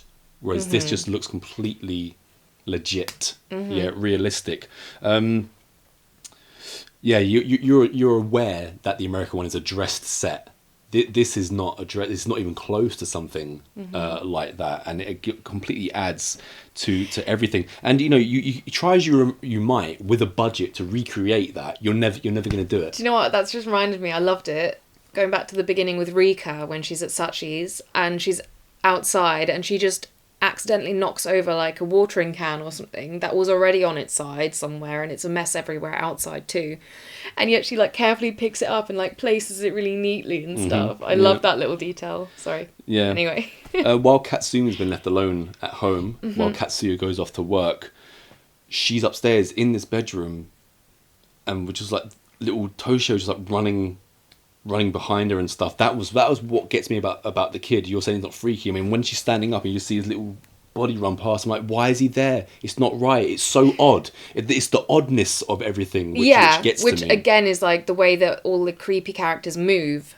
The oddness of it is one of my favourite things in horror, when they have unnatural movements. But the thing is with this one, I was getting more that I'm just going to call her the housewife, because that's what you introduced, the little kid Katsumi. and the housewife. No, not Katsumi, the evil one. All right, The entity, all right. whatever. I was getting more that the entity, housewife entity, is like evil, but the boy is just kind of there. Like, I wasn't getting as much evil from him. I was getting more like he was the victim of his dad's like killing spree, along with his cat. It's not even about him being evil. I don't think he is. He's not evil. No, that's not what I was getting from it. Yeah, But I'm not getting evil from either. I'm just talking. It's just odd to have this little kid there. It's just odd. Toshio. It's not right. It's just not right. So Kazumi ends up in shock. Like she's on shock. She's laying on the bed again in like semi-catatonic state. Funny, Kasuya gets home from work, and he's like shouting around the house, asking out for Kazumi, and he goes upstairs and finds Katsumi up there in shock. And again, little Toshi just like pops out, just stands there like it's a regular thing to do. And Katsumi's like, I was like, who are you? What the hell are you doing here? And yes, very much so. Who the hell are you and what are you doing here? You've got to think, if this was actually happening to you, this is so much scarier than most other things. Oh, because, yeah. Because it's just a little boy. Like, you can't And he's clearly dead. You can't fight against a little boy because you can't knock him about and be like, you're in my house as an intruder, like you could with somebody who's like breaking into your house with a knife or whatever. This is just a weird little boy. What can you actually do? Well, yeah, but if he was starting to attack me, I would have no qualms. I'd knock that kid down. Yeah, that's not really my point, because he's not attacking. But yeah, No. good to know that you would just I'd slap protect a little you. boy about. Protect me? Yeah, I need to protect for a little boy. Yeah, Yeah, well, you just said Yeah. you wouldn't be able to do anything because your conscience would stop you, whereas I have no such qualms. He freaks Katsuya out even more so when he's like... Yay! He makes his kitty sound, doesn't he? I wouldn't call it a kitty sound. That makes it sound cute. That makes it sound cute. Yeah, what are you doing here? And he's almost treating it. Katsuya's treating it obviously like it's not supernatural. Yeah. We know It is. It is. But again, in his head, he's got to be wondering what the hell is Why going is this on little here? grey kid here? Yeah, and it's this weird little kid. It's the oddness that makes my spine tingle. Kazumi, she ends up she passes away. Yeah. She like, we see her come alive briefly for like her last breath almost, and then she's gone, and all of a sudden something just kind of like comes over Katsuya, because Hitomi, his sister, now knocks on the door, and he somewhat gets in a panic because he lifts up Katsumi, so he's like taking her off somewhere. Yeah, he like hides her in another room, doesn't he? hides her in another room. So random. He comes downstairs to Hitomi, who's kind of like, she's bought food around and stuff like that, gonna have a regular evening, and he's just, he's not having it. He's like, you need to leave. Stuff just ain't right, and Kazumi's not here, so just get out. Hitomi's obviously confused, but he literally just like pushes her out of the house. As he goes back up, and he's kind of just sitting at the end of the bed, and we just see this dark shadow come over his face. Yeah, it was And it's almost then like when he he was starts to being go to- taken over, wasn't it? It is Possessed something like of that. some sort. Absolutely, like the curses of the house is overtaking him now, the rage of the house, and that's when he goes downstairs and has to get rid of Hitomi. He then, almost like he's still under some kind of spell, goes back to the stairwell, looks up like he's saying to himself, yep, this is where I'm going, goes up there. As he closes the door behind him, in this kind of like frosty mirror window thing, we just see this white-faced woman, who I don't think is Katsumi. I think it's the housewife, the Spirit woman thing. whose rage is all about the house, the murdered housewife. Yeah, Toshio's mother, Yeah. whose name I haven't got at the moment. And that's the end of his one. That was a freaky one for me. Yeah. Definitely a freaky one. Now we're going to find out what happens to Hitomi, the sister, Yeah. who's come around. So we find her first of all at work, leaving the message that we hear at the beginning. Yep. Yep, saying when we hear Rika, and she's at her place of work, and she starts hearing like these weird noises. All of a sudden, Katsuya calls her phone, and get the first instance You've of been waiting of, to like, do that, haven't you? The croak. Yeah. The croak comes through, and she hangs up the phone, but still, this croak is like coming through. She's kind of like, we don't really get to see her working at work or anything like that. We just see her make the phone call. Yeah. Then she make another phone call to Katsuya where the croak comes through, and she has this like bear, which is like a keyring bear, which I think Right. is on her purse, which drops on the floor. And she goes to the bathroom, and she locks herself in a cubicle. She goes to make a call again to Katsuya, but the croak starts coming through, and before the croak comes through as well, there's a quick like bang bang from the cubicle next door, because obviously she's talking on the phone.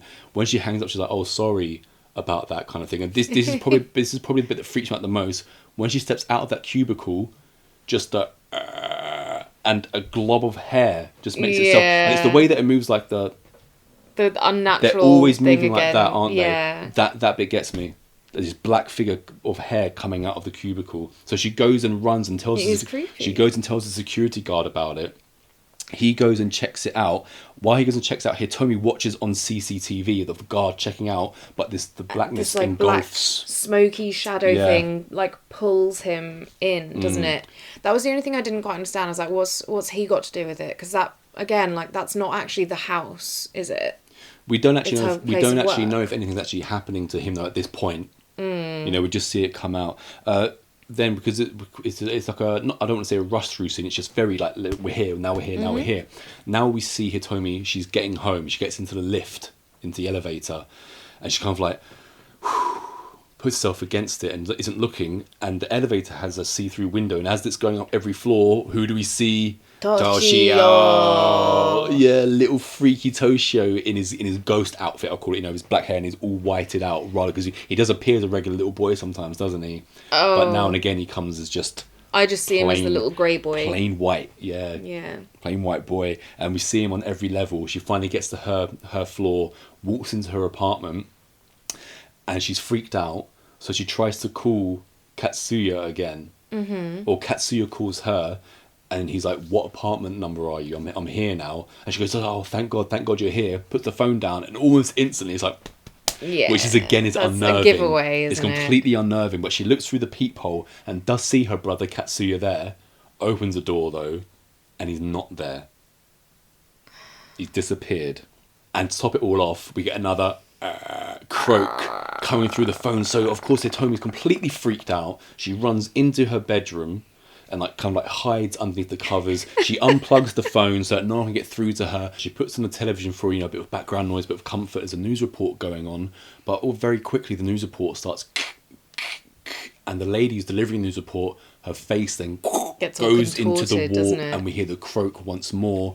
Of course, Hitomi is even more freaked out. All of a sudden, she opens up her hand, and the bear that she dropped at work turns up, freaks her out even more. She throws it on the floor, and then we just see the duvet start to rise. Hitomi turns around. She's pulled under a little bit, and she looks and not cool.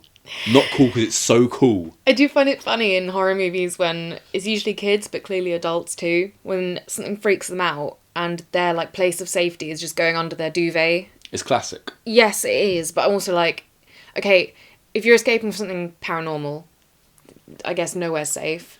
But apart from that, I'm always like, you're just like a really, really obvious lump under your duvet. That's not like hiding or anything. So, Well, either way, there's two lumps under the duvet now, and that when she sees that, you know, the housewife lady Kayako, the murdered housewife from the beginning, she gets Hitomi with her croak face.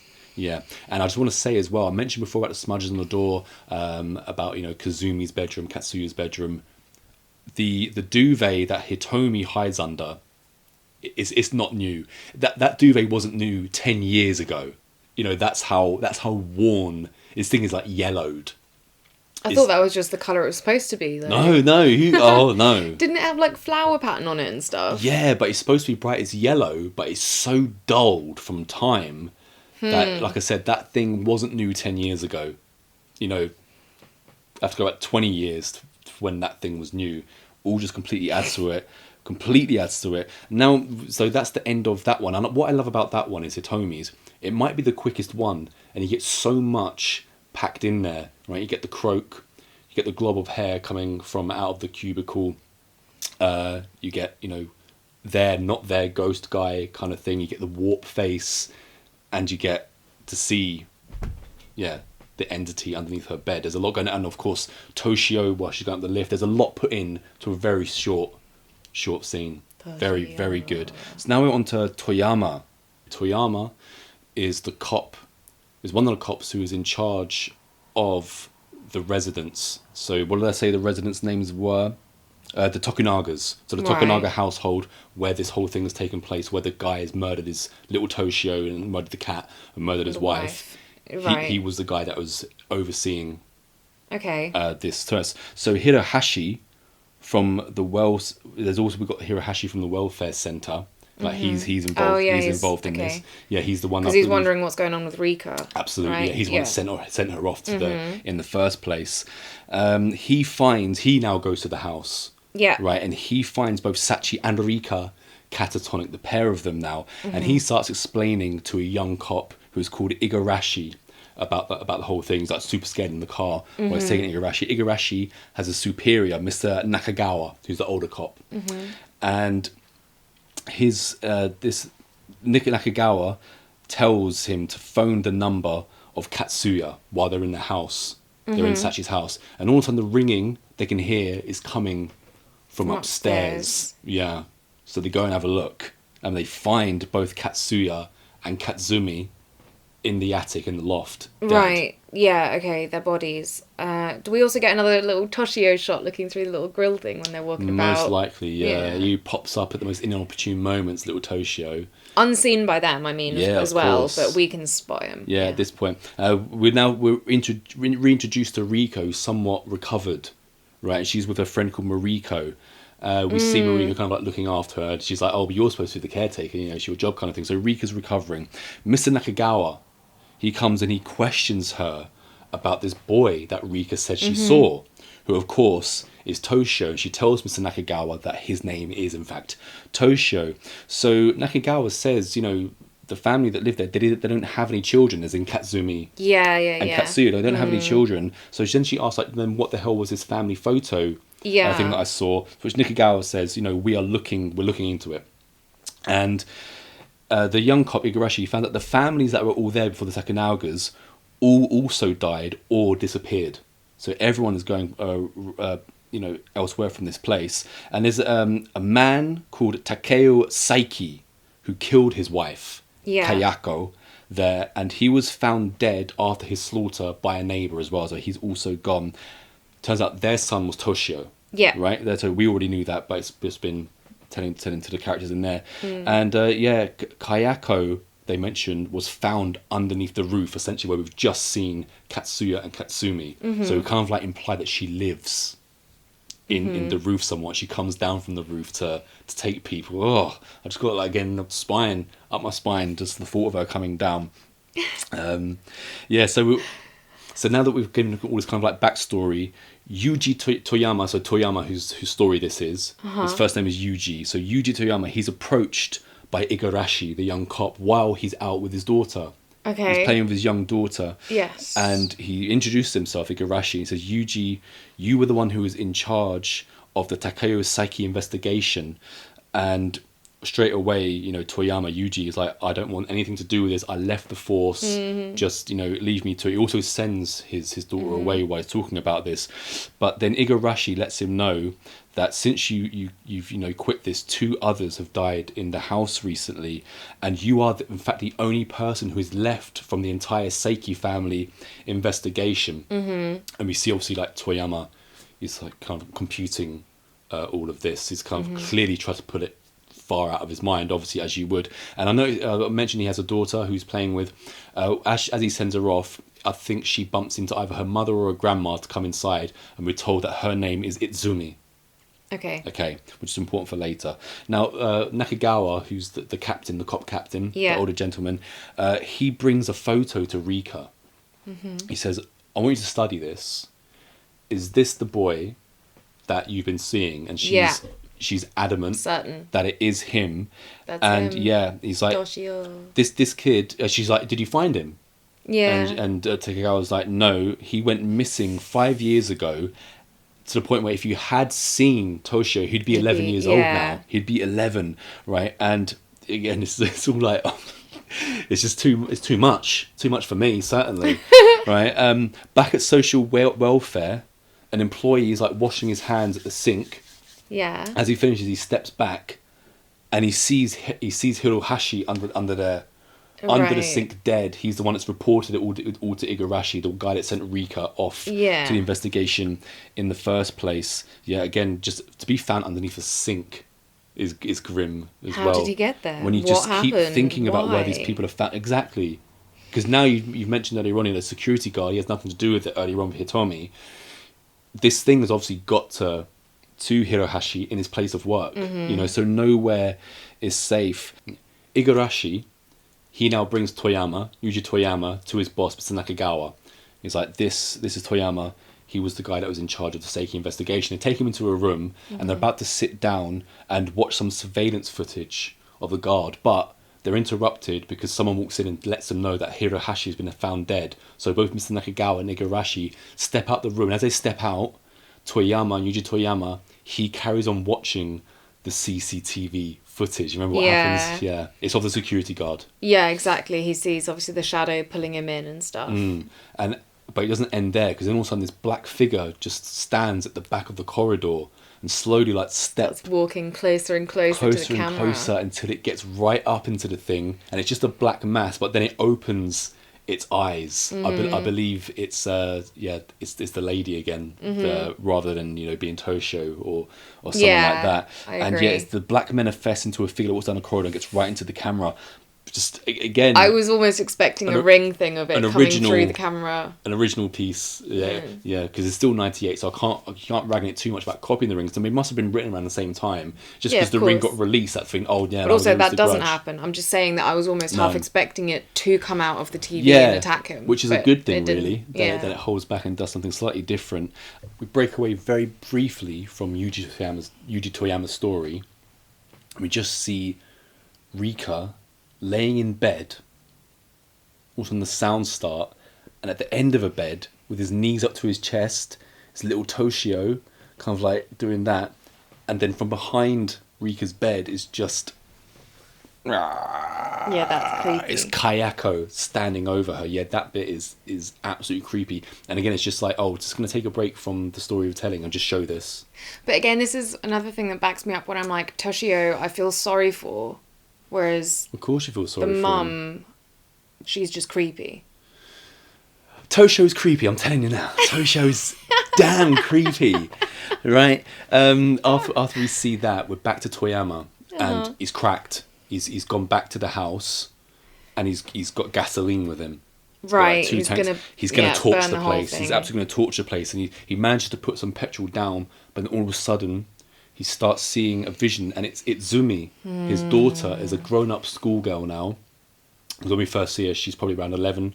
Around now, she's probably like 16. And she's kind of like not playing, she's hanging about with one of her friends, Sayori, and a couple of others. And Toyama usually sees the scene of them in the house where they've kind of stuffed someone in the closet. And out of nowhere, crawling along the floor, comes Kayako. Yeah, this is the first time we see Kayako crawling along the floor in that way. I was really confused. I didn't understand this. Like with him seeing his daughter, was it just a vision he was being shown? But then later the daughter's like, "Oh, I saw you," and I was like, "What?" Yeah, because what's happening? He's already passed away. He's gone by the time we see Izumi grown up. Later on, her dad Yuji is gone because he's gone at this point. But then why is he seeing her? It's a vision because he hasn't been able to see her grow up. He's seeing what's happening to her. He's seeing what's happened to her, and he kind of like, he knows from somewhere else that she is also going to be taken by this thing, which makes it even sadder for Yuji. And obviously, he is then chased down the stairs. I think you're really glossing over, Kayako coming down the stairs in the way she does here. Another just classic piece of horror cinema. Yeah, definitely. When I was half expecting her to do the Exorcist thing though, where like go down backwards and stuff. Yeah, when this thing crawls down right down the stairs, obviously Yuji, he's freaking out like you wouldn't believe, and in come the two cops, Mr. Nagawa and Igarashi, and they also then notice Kayako as well. Yuji scarpers, he gets the hell out of it, but we know he's brown bread, he's gone, and the two cops are just kind of sat there, they can't do anything. We just see Kayako come into their face, and that's the end of those two. I like that bit a lot. I liked it a lot. How can you not like it? Yeah, it's again completely original, because where have you got the ring, but you've got like Sadako's always, apart from when she comes out of the television, she's standing upright. In this, almost every time you see Kayako, she's coming on all fours almost. Now it's time to tell the story of Izumi, who is Yuji's daughter, who we've just seen as a grown-up schoolgirl in his vision. And when we see her story, of course, it's her and 3 schoolgirls. She's with her 2 friends. Oh, I did not get that. Okay, yeah. 2 friends. So Izumi, they're like walking to school. They're talking about their English teacher, about how he's inept and does he really speak English and stuff. And as they go by, they see a poster of 3 or 4 missing schoolgirls. And it turns out Izumi, obviously, was with these kids when it played that closet prank on her. And there's just been a recent school trip. So when they get to class, they complain to their complain's a bit of a strong word, but they mention to their teacher that there are no photos of Izumi put up, like displayed on the walls. They just come back from the school trip. Where's all the photos of Izumi? And he's a bit puzzled. He's like, oh, I don't know, but I'll sort it out. I'll get to the bottom of it. We take a brief moment there to come away from them because they kind of like split. So Izumi goes home, and as she goes home, she goes up to her bedroom, and on the way there, she passes her mum, who was like watching the television. We don't see much of the mum. And she goes up to a room, like I said, and like all the curtains are closed, all of the windows are kind of blocked by newspapers and things like this, and anything to stop anything from the outside looking in. Yeah, she's saying that those friends that she was with who've passed away, they keep looking at her through the windows. Yeah, she does say that because her two friends pick up the photos. Yeah, they go and pick up the photos go and from, visit her. And we're also shown in the house. There's a photo in black and white of Yuji Toyama. So that's how we know that he's passed away. It's like an in remembrance photo of her father, who's obviously been killed by Kayako coming down the stairs that time. Right. So that's how, as I said, he sees the vision of Izumi as an older girl to further enhance his, his sorrow and stuff like that. When her two friends then knock on the door, and they're let in, and they come upstairs, and they're there with the sole purpose to show Izumi the photos that she hasn't been able to witness from the school trip. But she gets up there, the 2 friends get up there, and Izumi starts to really starting to lose it, isn't she? She's definitely completely freaked out, and her 2 friends. Yeah, Chiharu and Miyuki. Yeah, I mean, they're understandably like, what the hell is going on? Why are you acting like this? And they're trying to comfort her, but equally, I just don't think there's any comforting her, is there? No, they're not really invited so much by Izumi. You have to kind of like state who they are while they're standing outside her bedroom and stuff like this. And it's only like, oh, we've got the photos, and I'm here with my other friend, that she kind of like almost reluctantly lets them in. I think it's because she doesn't know if she's been tricked by the 3 deceased schoolgirls, or if she just doesn't want them to possibly have the curse passed onto them. But when she gets in there, like say, like Chiharu, she opens the curtain, Izumi freaks out, and she keeps going on about the 3 of them. They keep looking at me, and she says, I was with them the night they disappeared, and she says that she was too scared to say anything. That's why she hasn't told her 2 friends, because they asked, well, why didn't you tell us, kind of thing. And she goes, ever since then, I've been trying to completely forget what happened because it's just too terrifying.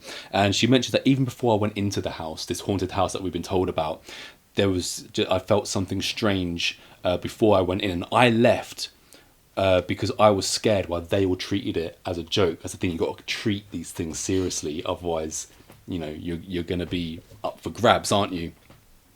Mentioned Itsumi's mother, who seems to be there like kind of watching TV. She also sets the 2 school kids in. As the 2 school kids are leaving, like Itsumi's friends, as they're leaving the house, all of a sudden the mother, she's like, oh, my husband, as in Yuji, was the exact same before he died. And the two school friends of Izumi ask, oh, well, does Izumi know what he was like? And she says no, she has absolutely no idea that he was acting in the same way. Now, Izumi's mother, she has like the giant bags under her eyes. Her hair's all in like disarray and stuff like this. I was getting the impression that she is also dead. I was getting the impression that she's gone. Really? That was just something that I was taking from it. Yeah, I'm not sure if that's the case, but that's what I was getting. If she's not gone, then she's certainly gone in terms of her mental state. Well, yeah, I mean, her husband's dead, and now her daughter seems to be going the same way. So yeah. Yeah. Mentally, I'm sure she's gone. Of course, the 2 friends have gone around there to Itsumi's for the sole purpose, as I mentioned, of showing her the photos. Because they're so freaked out by Itsumi's story, they leave. And as they're walking home, they come across the missing poster again. And it jogs their memory. And like, oh, the photos. So they take them out and they look at them. and every single photo of Izumi, like her eyes are missing. It's the same kind of thing where it's concepted as the ring once more. But yeah, and obviously they freak out and they throw them all on the floor. It's now time for Izumi to have a vision of Yuji, of her dad. Right. And he's now in the catatonic. What she sees him in the catatonic state, which she's either going to she's going to end up that state herself if she doesn't, just get taken. Remember, he's on the floor. He's kind of like just. Maybe no, not really. He's like playing with the air almost. Yeah, it's Yuji, the cop who tries to burn the place down. He's just crouched on the floor, and Izumi's looking at him, and that's when she says, "Oh, I saw you in the house." I recall her saying that, but no, I don't remember what you're talking about. And now it's time for her to wake up from that vision, and the three friends are coming for her. They all peep through little holes in the window, and this time it's too late for Izumi. She's going to get got, and they're kind of like shuffling together as a gang through the door and stuff, aren't they? Yeah, that was so random though. They end up in front of a shrine. But they don't actually do it, do they? No. They're just there, and then it's again... Kayako. Housewife lady. Yeah, Kayako. Because as Izumi is backing away from her three friends, she's backing into the shrine, which is in the house. And yeah, Kayako grabs her around the head, looks down at her and croaks. And she's dragged into the shrine. And I have this really nice part, just a small thing where the camera comes up onto the shrine.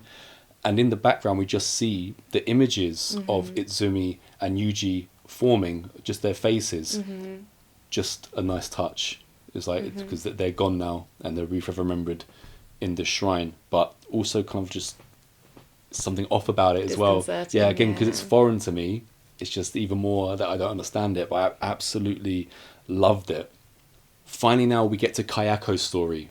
The lady who's been crawling down the stairs, standing over Rika, the lady who was unfortunately murdered by Mr. Saiki. Spirit. Yeah, Toshio's mother. And Rika's back now. So Rika is on the phone outside the welfare centre. She's pushing around Mr. Saito, who's playing a bit of peekaboo. Okay, yeah. And he can see Toshio. He can see Toshio, yeah. Which no one else can, but we just catch the glimpse and the reflections. We're like, oh, that's who he's playing peekaboo with. What's good about the glimpses, it's a literal blink and you'll miss it. They haven't gone, oh, let's just keep Toshio in shot for 3 or 4 seconds. It's literal, here's Toshio, here he isn't. And yeah, you kind of get that he is probably seeing Toshio, but he's playing in such a innocent and playful manner that it just puts a little bit of doubt in your mind, because it's Toshio. Like I said, he's freaky. He's cute. After we see Toshio and Rika's taking him, Rika's now back at home. She's taking a shower, and yeah, not cool. Really not cool. Again, just such an amazing tiny thing of just fingers and a hand in your hair. That was the woman's hand, wasn't it? Yeah. Whereas, it looked so tiny that I thought it was Toshio, but I was like, oh no, she's just a very small woman. It's Kayako, yeah. She's literally standing behind Rika, reaching out and just gently caressing the back of her hair. Now, there's something off-putting about it being wet hair and just these gross fingers in her hair as well. It's quite a disturbing image, one that again sends the shivers up my spine. And in the remake of the American remake, right, all the executives sat around and gone okay, this is the second Grudge remake, how can we sell it? They did the most redundant thing by having that image as the front as the poster. It's like having the Exorcist poster being Reagan masturbating with the crucifix or something like that, instead of the wonderful shot of Max von Sydow standing at the window. You're not supposed to give everything away. It's completely redundant at that point, isn't it? If you're showing one of arguably the best part of the movie on the front cover, you're just giving it all away. And the fact that it's the second remake after the Sarah Michelle Gellar remake, I'm like, what the hell are they doing? Why do we even need a remake of this movie for Western audiences? Do you think the Japanese are remaking movies that people in the West have made for their audience? I highly doubt it. I highly doubt it. Why would they need to do that? After the shower, Rika, she goes and meets her friend Mariko, who we briefly introduced to earlier on, and they're in a restaurant. And Mariko is talking about an absent student that she has, and that the student's parents are unreachable. While this goes on, underneath the tablecloth, Rika thinks that she feels something, and we see the cat run from underneath Yeah. there, and then she looks underneath properly, and oh my god, it's Toshio. Toshio! What is Toshio doing in a restaurant in the middle of the day, hiding under a tablecloth? Creeping you out? Creeping me the hell out. I will tell you that much. Yeah.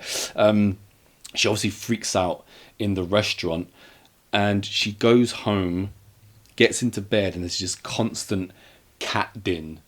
And just loads of black cats are scattered around the room, because obviously black cats are known to be like bad luck, obviously, whereas most of the time in like Japan they're good luck, aren't they? Good luck cats, but not the black ones. When she awakens from this like cat nightmare, if you want to call it that, personally I'd love to be covered in a bunch of cats, but yeah, I absolutely get what they're going for. As she awakens, Mariko calls. She gives Rika a call, and she's like, remember that kid that I told you about? Yeah. At the restaurant? Well, I'm at his house now, and I've been here for an hour, and for some reason still haven't shown it's up. only him, it's only Toshio, and we just see Toshio like innocently sitting on the sofa while she's on the phone, like, like the parents haven't shown up, so I don't know what to do. And all of a sudden, like, there's this cat din again coming through the phone. I've got to imagine it's Toshio that started to do that. Do you think? Yeah, I think it's Toshio, the little bugger.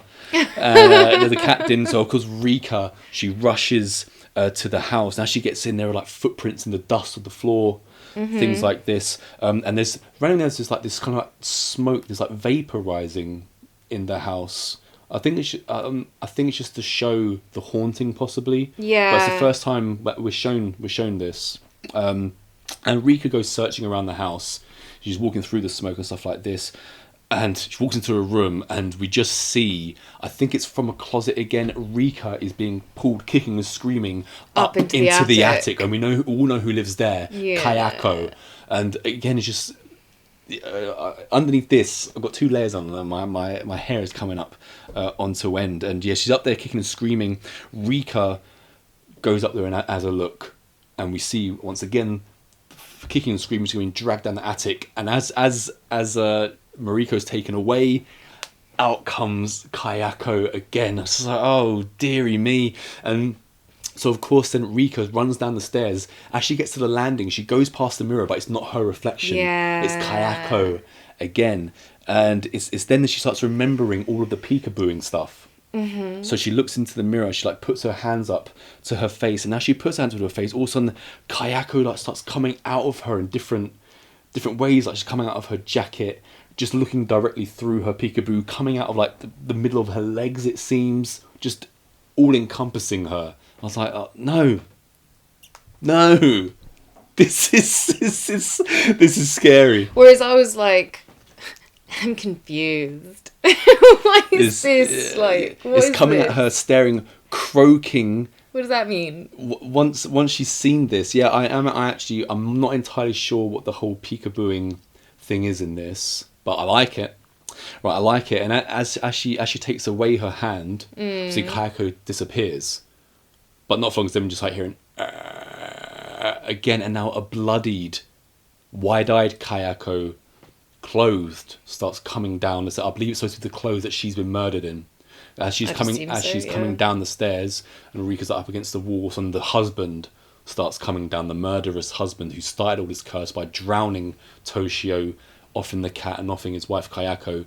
And as he gets closer and closer to Rika, he just shuts his hand over her face with a croak.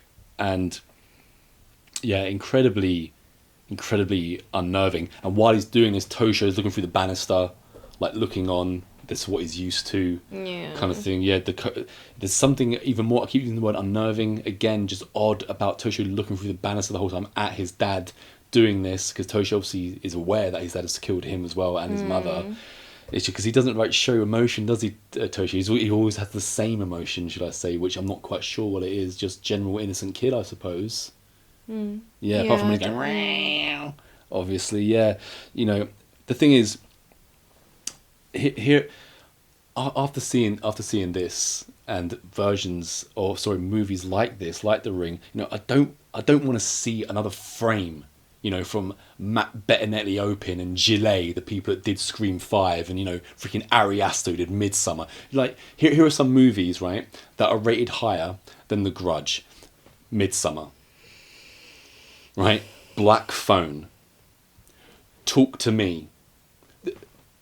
I cannot respect the opinion of anyone that thinks any of that Smile 2, not even Smile 2, rated higher than The Grudge. What? Now, like I said, I was about to say, I can't respect the opinion of anyone that thinks any of those movies are even close to this. That is completely in terms of baffling. horror. It's all a joke, and it just shows how brainwashed the world is. Where a movie comes out and they'll be like, "Oh, Rotten Tomatoes gave it 83%. Who gives a shit?" Like, honestly, who gives a shit? Imagine if you're, like I said, I just mentioned two of them, Gillet and Bettinelli Open, and they come across Shimizu, the director of The Grudge, and like, oh hi, I'm Open, and this is Gillet. We directed Scream 5 and Devil's Due. What did you direct? Well, motherfucker, I directed The Grudge, bitch. You know, they're not even in the same wheelhouse as this guy, and for some reason, like Jordan Peele couldn't dream of making a horror movie like this. You know, it's just beyond them. You know, Heathen is way more in the vein of these kind of movies, taken dead seriously, used Heathen in a way to appall you, certainly, and we should be appalled because Heathen is a mirror of the world that we live in its worst state. And I'm not going to ruin that tone by putting in stupid jokes like getting Barbarian, another movie rated higher than The Grudge. I could keep going on, but there's really no point because you get the picture. Mm-hmm. And it just shows that, you know, the masses are asses. They don't know what they're talking about. Critics don't know what they're talking about. In fact, critics of the Grudge and The Ring, Western critics, they found it just baffling. They were like, literally saying, I need a hero to root for. You're supposed to be a film critic. But again, we've mentioned confused. this before. I think the difference is that those films that are rated higher that you've mentioned, those are the Maggie Gyllenhaal. May I? Those are the horror movies for the non-horror fans. Absolutely. Whereas these are for horror fans, and there is a difference. Horror movies and for pussies. There's not that many people out there. Like, I would say it's a minority of people who are actual horror fans. So I'm not, as much as it's shocking, I'm equally not surprised, if that makes sense. You know, as I said, I don't want to see another frame from Open. You know, Matt Benning Open, Gillet, Ariasa, Jordan Peele, Maggie Gyllenhaal, right? The Talk to Me people. You know, and I don't want to be put through the indignity of CGI anymore. These are The Ring, Grudge isn't using CGI, apart from maybe that little bit of the black mass, but I wouldn't call that CGI, right? And the movie is so much better for it, right? I don't need to see CGI in horror anymore. It's been done. It doesn't work. Just get over it. I'll call it then the indignity of CGI. Now, give me something real. I would only say that Oddity is maybe the only movie in recent times of a newer movie which has done something in the vein of this and kept it serious. You know, it's not as good as these movies, but at least it's doing something proper, you know, and not cheapening their own dark horror film by inserting lame jokes and stuff like that. Don't cheapen this day. Do not cheapen this day. Absolutely. You know, this is essentially, The Grudge is essentially a haunted house movie, right? Mm-hmm. It's got to be one of the best ones. It's a different type of haunted house movie to the way we do it in the West, where it's like things, you know, coming out and going bump in the night and whatever.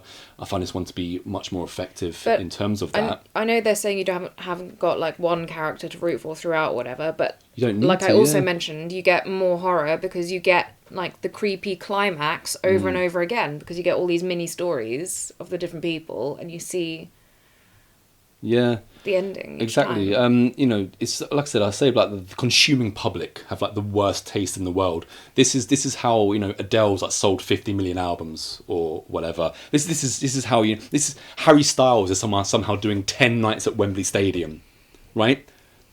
The masses are asses. People are completely artless. Coldplay, in what world can Coldplay even exist as a musical entity? And this is what I'm getting at with, you know, Talk to the Hand and then Talk to the Hand 2. I mean, these are the Justin Biebers of horror. Whereas The Ring, The Grudge, you know, it's like freaking Rammstein mixed with, you know, Slayer or something. Freaking laser beams coming out of my face. Yeah. You know, seriously, how are Coldplay successful and popular? You know, some of those movies, you know, I haven't even seen it, but the substance, I guarantee the substance is nowhere near as good as The Grudge or The Ring. It's rated higher, I can tell you that. You know, what really are mainstream critics? they're clueless people who are somehow clueless and pretentious at the same time. And, you know, they're like, they're just, you know, artistically handicapped bores who don't know anything. These are people that will recommend you go and see Hamnet in the cinema. Oh yeah, great recommendation. I'm going to have a whale of a time watching Hamnet, ain't I? No. Absolute morons. Should we get on with the next movie? No, I've just got to say, like, okay. Dave Kerr, right, from the New York Times. Mm-hmm. He says there are too many characters and he gets lost. So he's the one that needs his film to have a hero and a villain. You know, how are you a film critic if you need a hero and a villain? And I'm confused. He didn't like that the timeline was all over the place. Said he couldn't follow it. I mean, go and watch a Teletubbies and review that if you can't. You know, put your brain into gear and just give it a little bit of thought. You know, his head hurts from a little bit of thinking, is what it sounds. You know, now the characters, the characters are brought into it now and again. He doesn't get that. He doesn't get it. He doesn't get that the cross references make us aware that this is all one intertwined thing. He's calling it a separate. Oh, I don't get it. New York Times says no, and then people are like, oh yeah, New York Times says no, then it must be rubbish. You know, that is kind of like what we get with this. I would suggest as well, if you're going to watch this, if you haven't seen The Grudge, you haven't seen The Ring, do yourself a favour, like, probably watch it alone, in the dark, with the volume turned up, and keep your phone in a different room. You know, don't have distractions, actually concentrate on what is going on, and you might actually get a fulfilling experience. I know you can do it, I know you can keep your phone in a different room. I just want to mention a couple of other critics, right? It's quite brief, right? Derek Ellie from Variety, here's his review. A haunted house, one-trick pony. What's he been watching then? Because I need to see those films if this is just a haunted house one-trick pony. And a guy called V.A. Maceto from the New York Post. The story is told in fractured time. This might not be a problem if his visuals were more fear-inducing. Yeah, because the visuals in this aren't fear-inducing, are they? What a moron, right? Who listens to these people? You know, I really hope that Heathen gets torn apart by the critics. Then I know that I've done my job, because they will find it reprehensible. Now we can get on to number one. Your number one, One Missed Call, which is the newest movie, should I say. This is 2003. So by this time, you know, J-horror's already old hat. You know, it's been done. It is so yesterday. It's so yesterday, yes, passé. But he managed to bring something slightly, you know, different to it again, which makes it completely worthwhile. This one, I guess, maybe as well comes across more as like a teen horror than the other two. Do you notice the style for days of Takashi Miike's directing and camera work compared to the other two? Especially the other two are very simply shot. This one's got like a lot of pizzazz about, you know, classic Takashi Miike. If anyone's seen Ichi the Killer, you know, this is a super over the top guy. This is reined in. This is him reined in. And yeah, I love his style. And this is just one of 6 movies he directed in the year 2003. Like I said before, you know, the Japanese, pound for pound, they're out working us. Like when you're out in town, you walk past the office and it's like Japan in here. Everyone's working so hard. We cannot let the Japanese win. They are winning.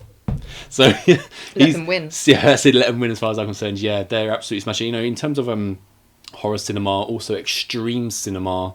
You know, Takashi Miike is an extreme director. They're almost always doing it the best. You know, so I only pretty much wear Japanese trainers, don't I? I love Japanese food, obviously.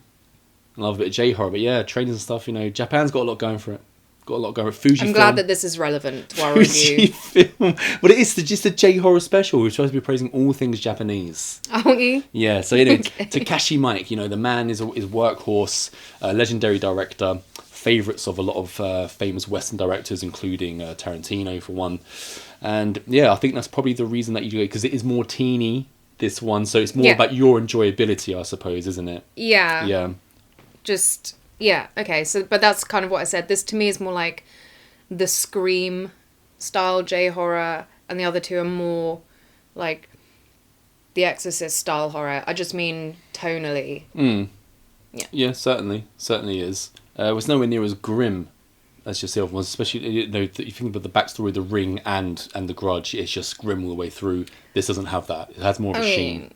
The backstory is still pretty grim. Okay, the backstory was still pretty grim, but I didn't find it quite as heavy. Okay. As the other two. And yeah, opens with a group at dinner, group of young'uns at dinner, and we're introduced to our final girl. Some cool kids. Her name is Yumi, and she mentions she has a peephole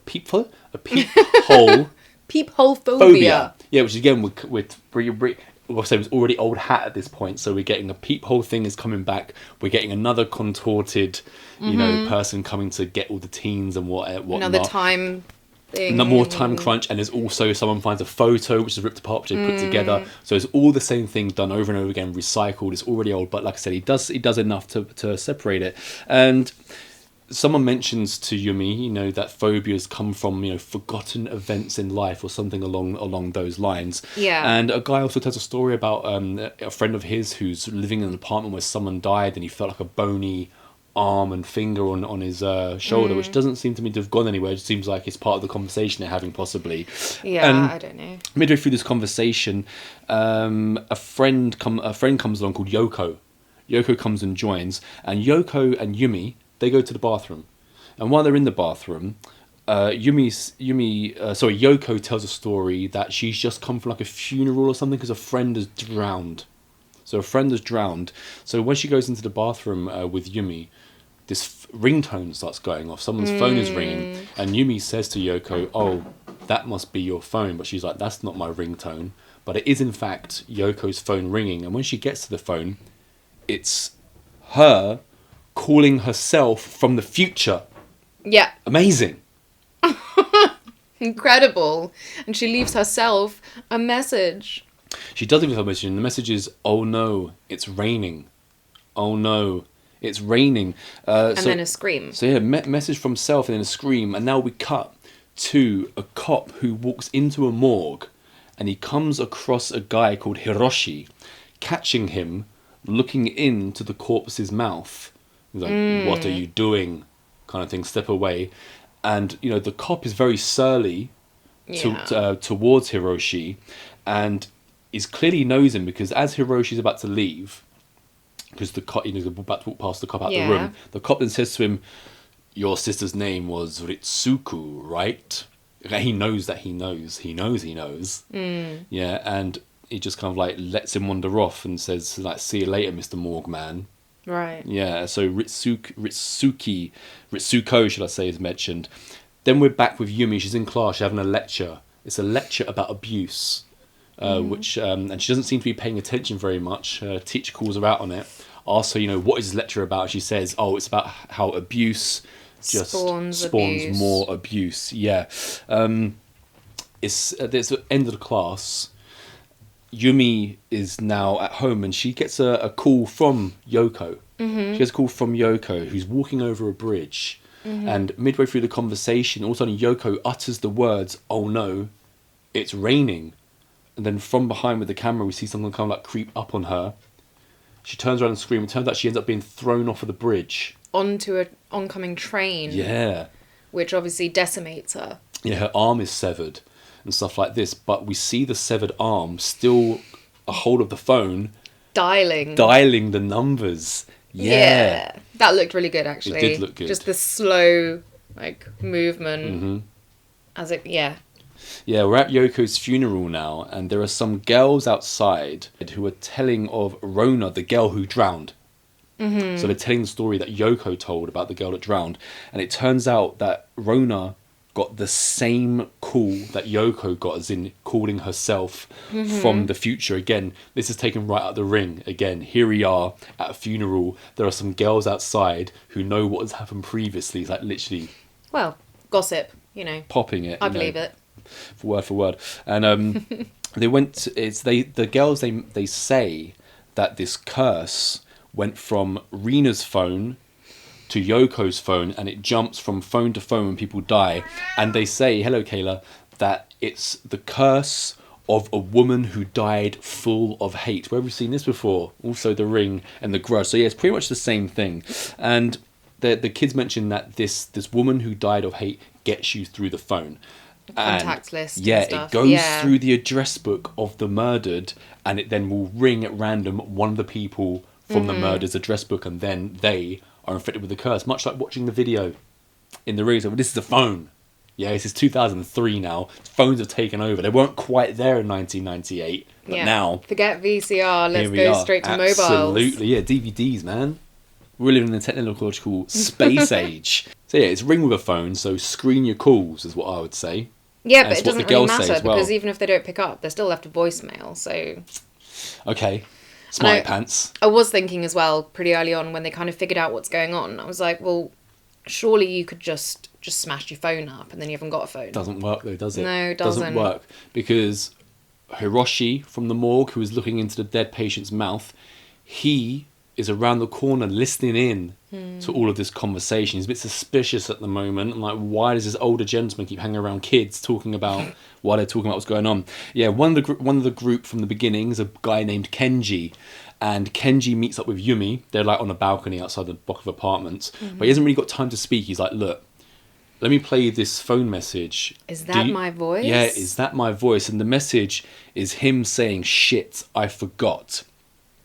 As he's kind of like not having it, he walks away because he can't comprehend that it is him talking to himself or his own friend from the future. And he's he saying, says, like, my time's almost here. yeah, time crunch. He then says to Yumi, you know, it's you lot playing a very cruel trick on me. As he goes to walk away, a lady comes out and says, oh, don't forget that you arranged a study group. And he utters the words, shit, I forgot. And he catches himself. He realizes he's just said what his voicemail says, walks to an elevator and kind of like gets sucked in to the elevator. Yumi watches it all happen. She falls to her knees, but then quickly the elevator opens and there's just 3 kids get out. And they're like, what's wrong with you? But then we're shown down in the elevator shaft, once again, a contorted body of Kenji, who's worse for wear. He's still alive. That's so grim. Yeah, he's still alive. That is grim. Again, that's like Sadako being thrown in the well and being alive again, isn't it? But also this one, so again, I was like, well, maybe just don't answer the phone, because if you're leaving a voice message, you have to be on the phone.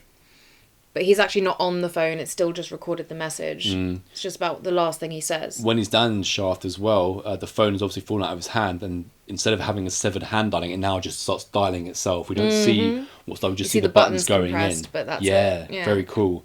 The Yumi then goes to the police, and she tries to tell them about what's going on here, but the police are telling her that Yoko threw herself off the bridge, that she committed suicide, and in we front don't of the have train. time to deal with crimes that are going to happen. That's not that or bit, maybe, but okay. But yeah, The cops, they're just not listening to Yumi. no, They're not don't have the time of day. And it turns out, obviously, Kenji's number was in Yoko's phone. That's how he got caught. Yumi, who's now with her friend Natsumi on kind of a sleepover, they realise that their numbers are in Kenji's phone, and very quickly the ringtone happens. It's like this, it's almost like a nursery rhyme kind of ringtone, song, isn't it? isn't it? Yeah. And it's the same one from the toilets, and it's ringing Natsumi's phone, Yumi's friend. Goes off, and she's got one missed call, obviously, and they're wondering, no, how the hell did this phone call come through? Because the power was off. Phone wasn't even on. We turned it off. After this, they kind of like realise they're in trouble. The next day at school, the rest of the the kids at school, they realise that they could be in trouble now. And Natsumi is down there, and she's saying to them all, I know you all want to delete your number from my phone, so just do it. And they all kind of like crowd around and they're like, oh no, delete my number. Yumi comes across, and she's kind of like disgusted by this behaviour, isn't she? Because she goes into the crowd and takes the phone back and walks off. I mean, just let them delete their numbers. You never know. Maybe that would have worked. I don't know why. I know she's kind of like, oh, don't accept that it's going to happen. But equally, plan for the worst, right? Yeah. I think it's Yumi actually takes the phone. She's got a better idea. We're going to take it to the phone shop. We're going to disconnect the line, and we're going to make the people who work here recycle the phone. And the people at work say, then rest assured, we will erase all of your data. So they're kind of like half thinking that they might have got one over on the entity here, but no. This now with a movie, it kind of like takes a weird turn, because we've got Natsumi and Yumi. They're walking through, again, I think it's apartment blocks, and out of nowhere, this TV film crew accosts them. And you have that really enjoyable TV executive who's like running the whole thing. This guy is like the Gale Weathers of this story. Yeah. He's like, I will stop at nothing for my well put. thing. And I think initially when he accosts them, as you said, he probably doesn't believe in it. He's like, oh, it's some kid's rumour and it might make good TV, so I'm going to get this girl who's supposed to be the next to die. We can tell that he doesn't believe in it because of what he does with the phone. But then he's like, oh, let's just take one of the crew's phones and give it to her and pretend this is the phone she got the call on. So obviously it's completely unrelated to her. No numbers in common. It's just some random crew member's phone. And yet whilst they're filming, we get that nursery rhyme ringtone. Yes, and once again, it's Natsumi's name and number that comes up. She's calling herself again on some random person's phone. So we know that something's up here. Mr. TV Executive, you've branded Gail Weathers. He then comes up to Natsumi. He's like, look, you have to come onto my show because there's a guy that can perform exorcisms. You need an exorcism to get rid of this curse. He kind of like grabs Natsumi, starts dragging her along. It's like she's coming no matter what. Yumi comes and breaks up. He's like, what are you doing? But Natsumi says, look, I'm going with them because it's my I'll only literally chance, do isn't it? anything to kind of get rid of this. And once they walk off, they go into the elevator and the crew go down the stairs. We then once again see Hiroshi at the end of the corridor.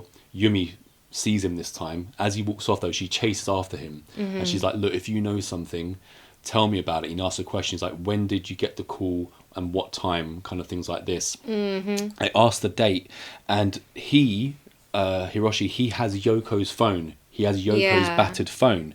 And he says, there was a call made from this phone after. A minute after she died. And obviously Yumi's like, that's completely impossible. He says, no, I know that this happened because the number that I called, that was called, is now not in service, and it was my sister's, and the exact same thing happened to her. She got a call from herself from the future saying she was going to die. She ends up burning.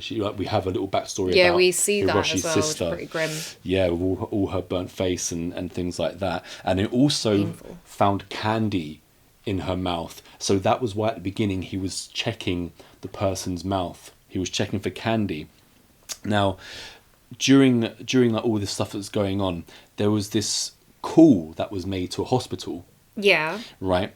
But the call from the phone, the hospital number, is now an old number. So they go to this hospital and they ask about Yoko, but they don't have any records of Yoko being at the hospital. Right. Right? And this is a new premises for this hospital. It's been there for about 5 months. Yes. And that's why they have an old number. But the original structure still stands. Right, we'll come back to that a bit later, because now while they're at the hospital, I believe, we see the television, we hear the television, and it's like, tune in tomorrow at 10:39 p.m. for Death. Can our team protect her? That's so grim. Because, like, surely by now, obviously, after having seen his crew member's phone go off in her hand and all this stuff, I think he might actually realise, like, okay, something is going on here. And yet he's still just like, oh no, I'm just going to blast it all over TV and make money off of it. Yeah. And also, Believable. she should have been more like, well, I'll go with you, I'll do your show, but you need to introduce me to this exorcist right now and do it, which she obviously doesn't do. So Yeah, so now Yumi, she wants obviously to go and see Natsumi at the TV show, but at the time she also hears a tsh, this asthma pump noise, which she says she heard, I believe, during Kenji's death. I think she's well. heard it both times, because she was on the phone when Yoko went, and then for Kenji. Before we get to the TV station, there's a random bit where they go to a guy who I believe works at the hospital, and he's going through data of people who have passed away and what they passed away from. Do you remember what I'm going I do remember. I didn't. Yeah, I couldn't quite figure out who this guy was, but I do recall it. I know and you see the pictures of the deceased person and stuff. What I do know is they're asking, have any of these victims had asthma? Did they die through an asthma attack? And he finally comes across a character called Mimiko, who died aged 10 from an attack. And while he's going through this, the guy who's going through the database keeps like snapping photos of Yumi, and then he also asks Hiroshi, do you want me to take one of you just for record's sake, kind of thing, as if like you're going to end up in here, both like he knows something that they don't or something. And Hiroshi and Yumi decide that they're going to call Mimiko's family home. Right. But the guy says, no, it always goes to voicemail. No one ever answers here. So Yumi then calls Natsumi, asking if she knew anyone from this Mizunuma family, who is Mimoko's. Mimoko, is that what I said? Yeah, Mimiko's family. Mimiko Mizunuma. And she also, Mimiko also has a younger sister called Nakamo. Right, yeah. Right, and they I don't know if it was now, but I don't think it really matters. They figured out as well through the hospital records that this younger sibling was constantly being admitted to hospital with various things, like there was chemical in the eye thing, there were cuts, bruises, broken bones, all the general signs of abuse, stuff Exactly. like that. And they do it's Hiroshi goes to the child guidance clinic, and that's there where he finds out that Mrs. Mitsunuma, who's called Marie Mitsunuma, who is the mother of Mimiko and Nakano, turns out that she abused her own kids, and that is why Nakamo is there at this child guidance clinic. So supposedly, yeah.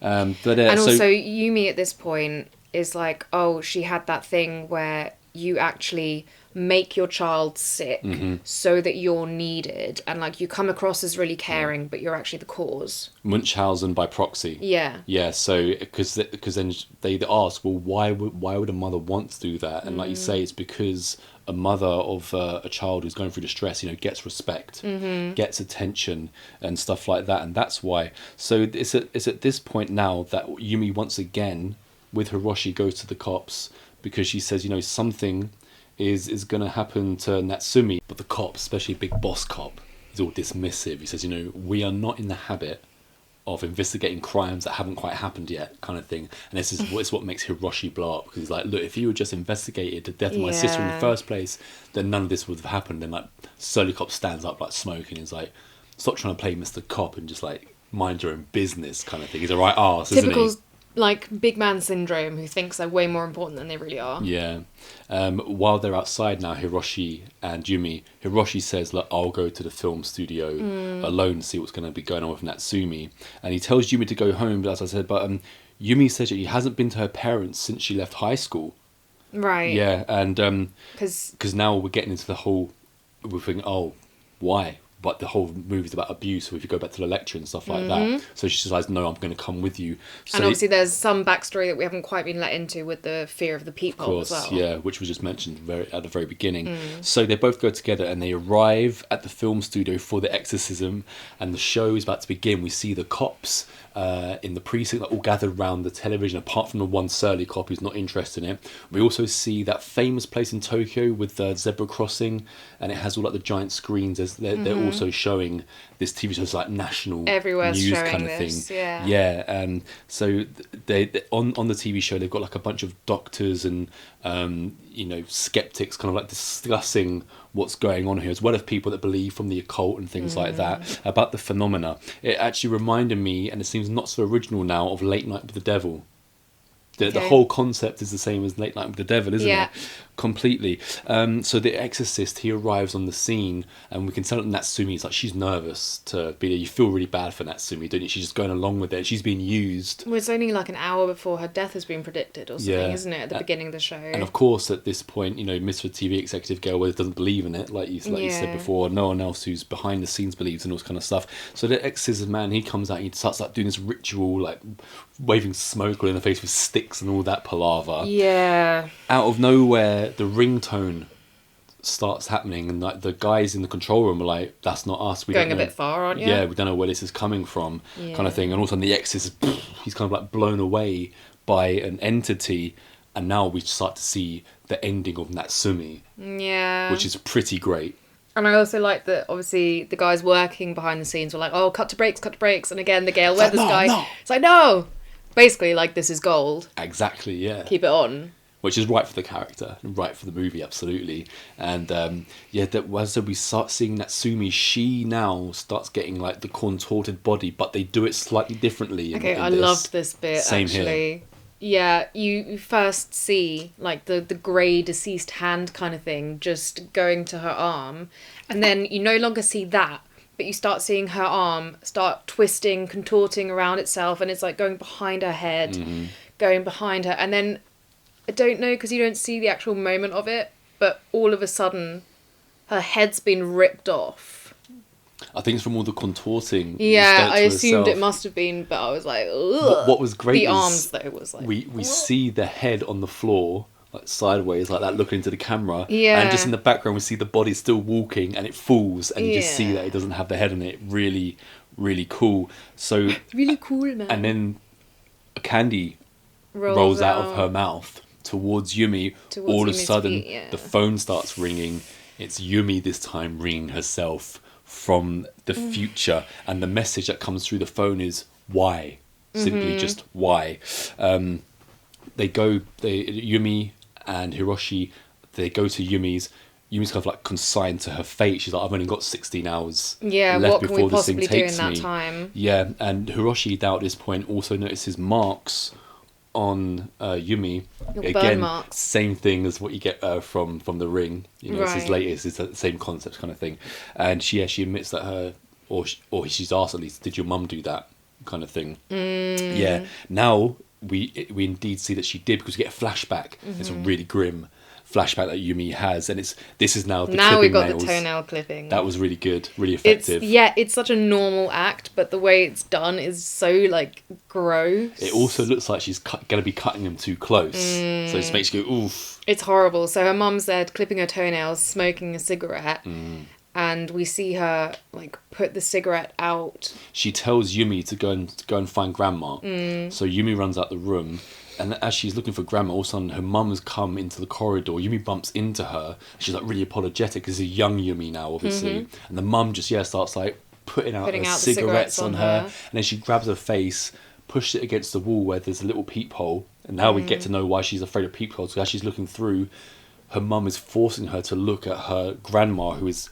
hanging from the ceiling, dead. And I've seen a lot of, general hangings in horror movies. It's like there was something about this one as well, just slightly off, which made it worse. The neck had actually been broken, because it was like all elongated and at a weird angle, which they don't always do with hangings. Yeah, that probably is what it is. And also this, because I think she was explaining whilst we're seeing this flashback, she was basically saying like, oh, my dad was never around really, and my grandma would try to step in, but then this happened, sort of thing. Yeah.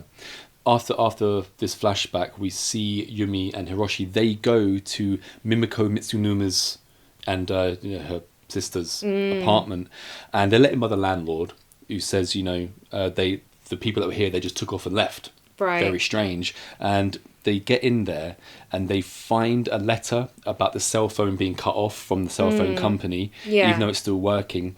And then so they're asking the question, well, where the hell is the voicemail kind of like going to? And at this point, Yumi then finds a ripped up photo. She starts putting it together, and we see it's the evil mother, Marie, with the two kids, with Mimiko and her sister. I think we said it was Takano, something like that. Hiroshi, at the same time, he finds an asthma pump. Yeah. He starts spraying it. Was this the noise? Yeah. But then Yumi, she sees two white hands. This bit was great. This bit was superb. From like an upper cupboard kind of thing. I used to have literal cupboards like this in Spain. Like that. Yeah. And once, after watching either The Grudge or The Ring, me and Craig shared the room. I was always doing that croaky voice at him. He hated it. And all of a sudden, that compartment just burst open out of nowhere. It was just a magnet, obviously, but yeah, it's spooky and an opportune time. Yeah, that's not cool. That is not cool. But yeah, that bit was great, because you just see like I think you see a bit of the face as well, but like mostly it's the hands. And then when she says it, she mentions it to the guy. And she screams, he comes running in. And he comes running in. And I think he actually does see like the last bits of it kind of disappearing, but he obviously didn't catch it as much. So he goes to like check it out. And when he does open it, it's full of stuff. It's a camcorder. So like you couldn't, like no one would fit there. Yeah, and he pulls a camcorder out. But it was a really nice touch, rather than just the ghostly thing coming out. We see it just slowly sliding go away. back in. That was the best part about it. Absolutely. Was it sliding back in?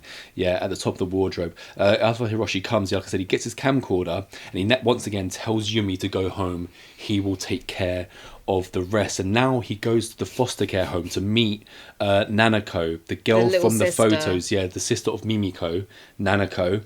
And she's non-verbal. And the carer says, it's probably because of the abuse, because it's not something she was born with and stuff like that. And Hiroshi is like asking her about her mother. He gets a bit frustrated. He's like, please tell me something about your mother. Do you really not know anything? And she's like, just shaking her head no. And he obviously apologises for his actions and stuff like that, because he's a good guy.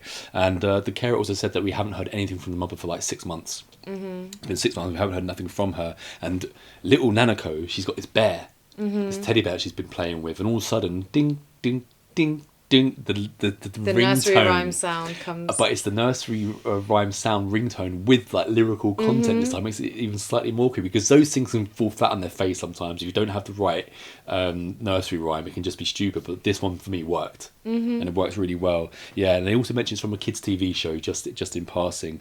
So we now find out that Marie Mitsunuma, who is the mother of Mimiko and Nanako.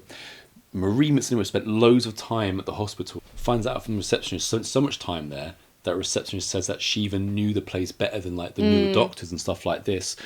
And she asks about, how come this is an old number kind of thing. She goes, this is a new site of the hospital. We've been here for about 5 months. Obviously, we know that Marie's been gone for 6 months at least after hearing from the care home.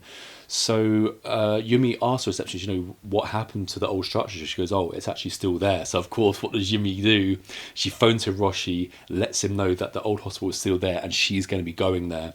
And of course, Hiroshi follows her there too. I did find it funny though, because Hiroshi kept kind of saying to her like, just go home, sleep, rest. And I was like, mate, she's only got like 8 hours life left. That's the last thing she wants to do. Once they get to the hospital, from the outside looks spooky. It's really well done because it just looks dirty. Well, yeah, an abandoned hospital is going to be creepy anyway, but you're right, they did an excellent job. She can't quite find her way in. So she wanders around the back and we see a door ajar, but she's not stupid, she doesn't just go into it. She's almost about to turn away, but then she hears the ringtone coming from inside, and I believe probably something else. So she goes in there and she's asking for Hiroshi, keeps saying his first name, Yamashita. Like, Yamashita. There's nothing coming. And the power is off in the place. She manages to turn the power on, but then as she does that, the phone rings and the power goes out once again. And we see her in the corridor and we just see on the ceiling Marie walking upside down, coming towards it again. Really effective. Brilliant. Absolutely brilliant. Yeah, Marie on the fender. And so of course Yumi runs away. She's hiding, and as she's hiding, she can stay out into the corridor and through all these other doors. And just Marie, she's pushing out all these jars of fetuses into the corridor. Yeah, I just weird. I didn't understand it, but I loved it. I loved it, yeah. And like, because the first time you just hear the sound, and then you go and see like these grey hands pushing the jar, and then it just keeps repeating. Yeah, and great. One ends up in Yumi's lap, doesn't it? She freaks out and throws it away. Hiroshi now, he comes and he comforts Yumi, who's like freaked out by the whole pushing out of the jars and the fetuses and stuff. They try to escape, but they're locked in. They find that they're locked in into the hospital. We hear the ringtone tune. And then we also see, I believe, a message saying that you're going to die in 56 seconds. And the seconds keep going down. It's counting. I believe it's Marie's phone.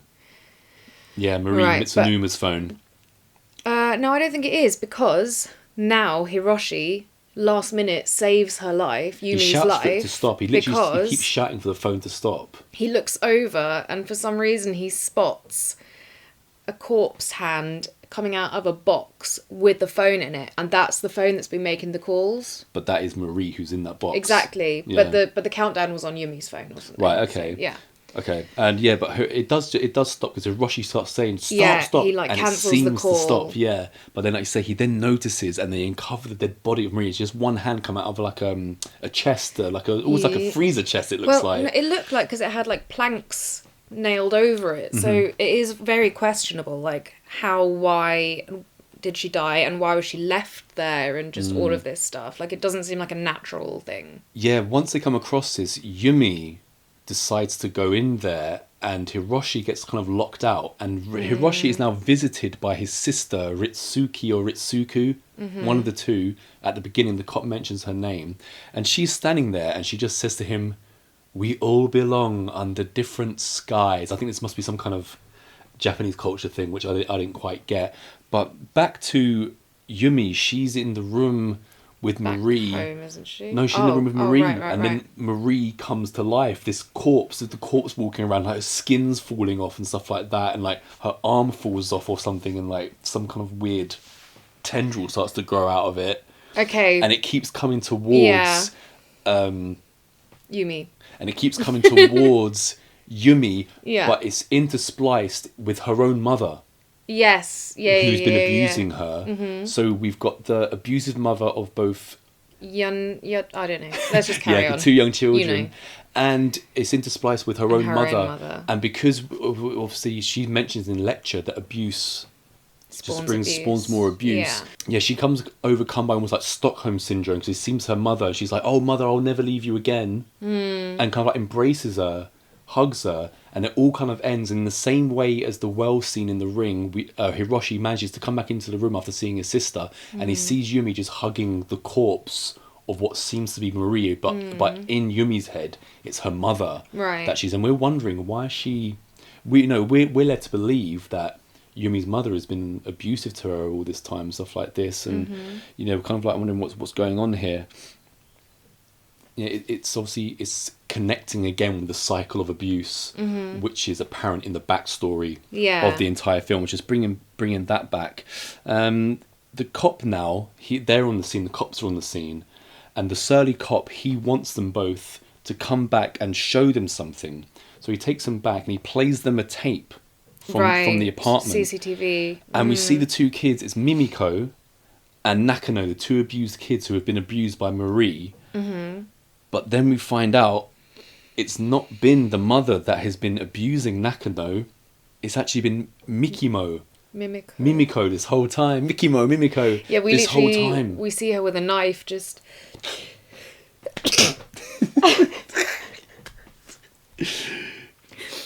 Yeah, we see her with a knife with her little sister, just... Yeah. And the mum comes and is like, oh my god, it was you this whole time. What have you been doing? And I think Mimiko gets so like, oh shit, I've been caught, that she starts having this asthma attack. She starts coughing, yeah, and the mother obviously embraces little Nakano and just looking down on Mimiko kind of coughing, and we know what's happening because we've been told previously that the mother let Mimiko die. Yeah, there was a rumour that she didn't even attack. interfere, yeah. Absolutely, but now we know what's really going on here. And starts having, because Nakano is brought into the room in real life after seeing this tape, and she's got this candy again, and she finally starts to speak a little bit, saying, oh, I'll get the candy, if I stay quiet. No, yeah, that was it. She was like, oh yeah, my sister did abuse me, but it's okay because she gave me candy. Yeah, and that's what brought her silence. Yeah, and now Hiroshi can't get through to Yumi to warn her about what's going on. So Hiroshi, he comes to Yumi's, gets to like the peephole. Is it Yumi in the room now, or is it Mimiko? Because he comes into the room and he's asking, actually before he comes into the room, we just keep hearing this repeating, are you all right? Are you all right? Are you all right? So we know that there's something strange going on, keeps repeating itself. And Yumi sees the young girl Mimiko through the peephole, comes back into her room, and we just see Mimiko sitting on the couch, the ghost, like the entity of Mimiko sitting on the couch. And it's at this point that Yumi asks why, which is the message from her phone. Hiroshi comes. Yumi seems fine when he walks in, but she does also seem a little bit off because she's a little bit too calm. He asks where's Mimiko, hugs Yumi, but then she, as in Yumi, taken over by Mimiko, has stabbed Hiroshi with the same knife that has been used on Nakano this whole time. Blood drops down from him, and then Yumi, as infected by Mimiko, says, I'll get you to the hospital, which is what we've seen previously as well happen. Turns out that Yumi is now the new vessel for Mimiko, and it's going to carry on, because what we have now is we have a vision of Hiroshi giving a girl an asthma pump, which I'm not quite sure if that was supposed to be real or if it was just like his dream, because he wakes up in hospital, and when he wakes up in hospital, Yumi's by his bedside, but behind her back, she's holding the knife. Yeah, and like I said, Mimiko has possessed Yumi. Yumi drops the candy in his mouth. A new wave of silence and abuse is going to come forth. Superb ending, I thought. Yeah, I didn't think you didn't quite get it at the time, did you? But it's something you have to think about. Yeah, I was like, I guess this could mean multiple things. Because, yeah, obviously I saw the knife behind her back. She puts the candy in his mouth. But then I thought she was going to kill him. Mm-hmm. No, it's just the same thing's happening over again. But then she just has this happy smile on her face. Yeah, she's going to keep abusing. She's happy about that, is what I'm taking from it. And the candy in his mouth is that he's going to be quiet about it, and she might not necessarily be abusing Hiroshi, but might be going out elsewhere to do it. Either way, he's also found that he's like going to be looked after while he's in this kind of like catatonic state in in the hospital because he's not in his right mind at this point because of what he's been through. So he can't fight back as well as what he once might have done. But again, at night, it's good that all of these movies end on an unhappy note. Because even at The Grudge, we didn't quite mention that when The Grudge finishes, it's almost like the curse is starting to take over the entirety of Japan, rather than just being concealed to the one residence. And it's like this in the end of One Miss Call, everything's going to stay the same. The more abuse is going to come before it, because of it, should I say. And yeah, we don't get some classic Hollywood happy ending. We just let the horror be. And that's the way it should be. Mm-hmm. Yeah, definitely. Yeah, whilst we were watching these, I was thinking, I was like, no, I'm a big sucker for a happy ending and a survivor. I am. But I think it's the way we've been conditioned, isn't it? We are in... Yeah, but also because it is that thing that those, critics were saying, that you like having someone to root for and someone to dislike and all of this. It's like a natural thing. But when it is a horror, then it makes it so much more in line with the genre. Yeah. If they do die. And then, otherwise it's not that scary. Ending it like that and not having just one person root for, then you just do Ring 2, Grudge 2, 3. Oh, it's alright, you just put the lid back over the well and you're fine. Yeah, or are you? Yeah, something else that all three movies had in common was when the movies ended and the credits started to roll, they all had like very kind of like... One of them had a techno beat coming off. I think it was this film was started with the techno, and then it went into a film which was called into a song called Under Separate Skies, which is obviously what Ritsuki, Hiroshi's sister, and it was very like, it didn't suit what had just come before. That was part of Japan's culture possibly, but yeah, for me the happy music at the end of the credits didn't go with what had come before it. It was very strange. And yeah, three great movies. Even this One Miss Call, even though it's doing exactly the same thing as ones before, it does enough and it's really entertaining. I very much enjoyed it. Yeah. I think the confusion for most of these films for me stemmed from just like the names were not names that I could easily be like, okay, that's that character and that's that character. Yeah, it was a bit like... Especially when they call them by two names, Tomoko and Tomo-chan. Who's Tomo-chan? Yeah. And I would say, as I mentioned, when we first saw this, when we first saw the J-horrors, I was like, because I loved it so much, I didn't know what was going to come, and it was something new. Unfortunately now, it's what we got over here, just the same thing over and over again. Japan needs to come up with something new, again, to refresh everything, as we need to do in the West, or at least take ideas that have already been done and give them, a nice, fresh, new twist kind of thing, which is what One Miss Call does well enough to separate itself from the two originals. But yeah, big fan of J-horrors. There's a few others that you need to see as well. All grim in tone, a bit like these are. Other ones directed by Takeshi Michael Dishin that I mentioned. You'll never look at a certain apparatus in the same way again. I won't say any more than that.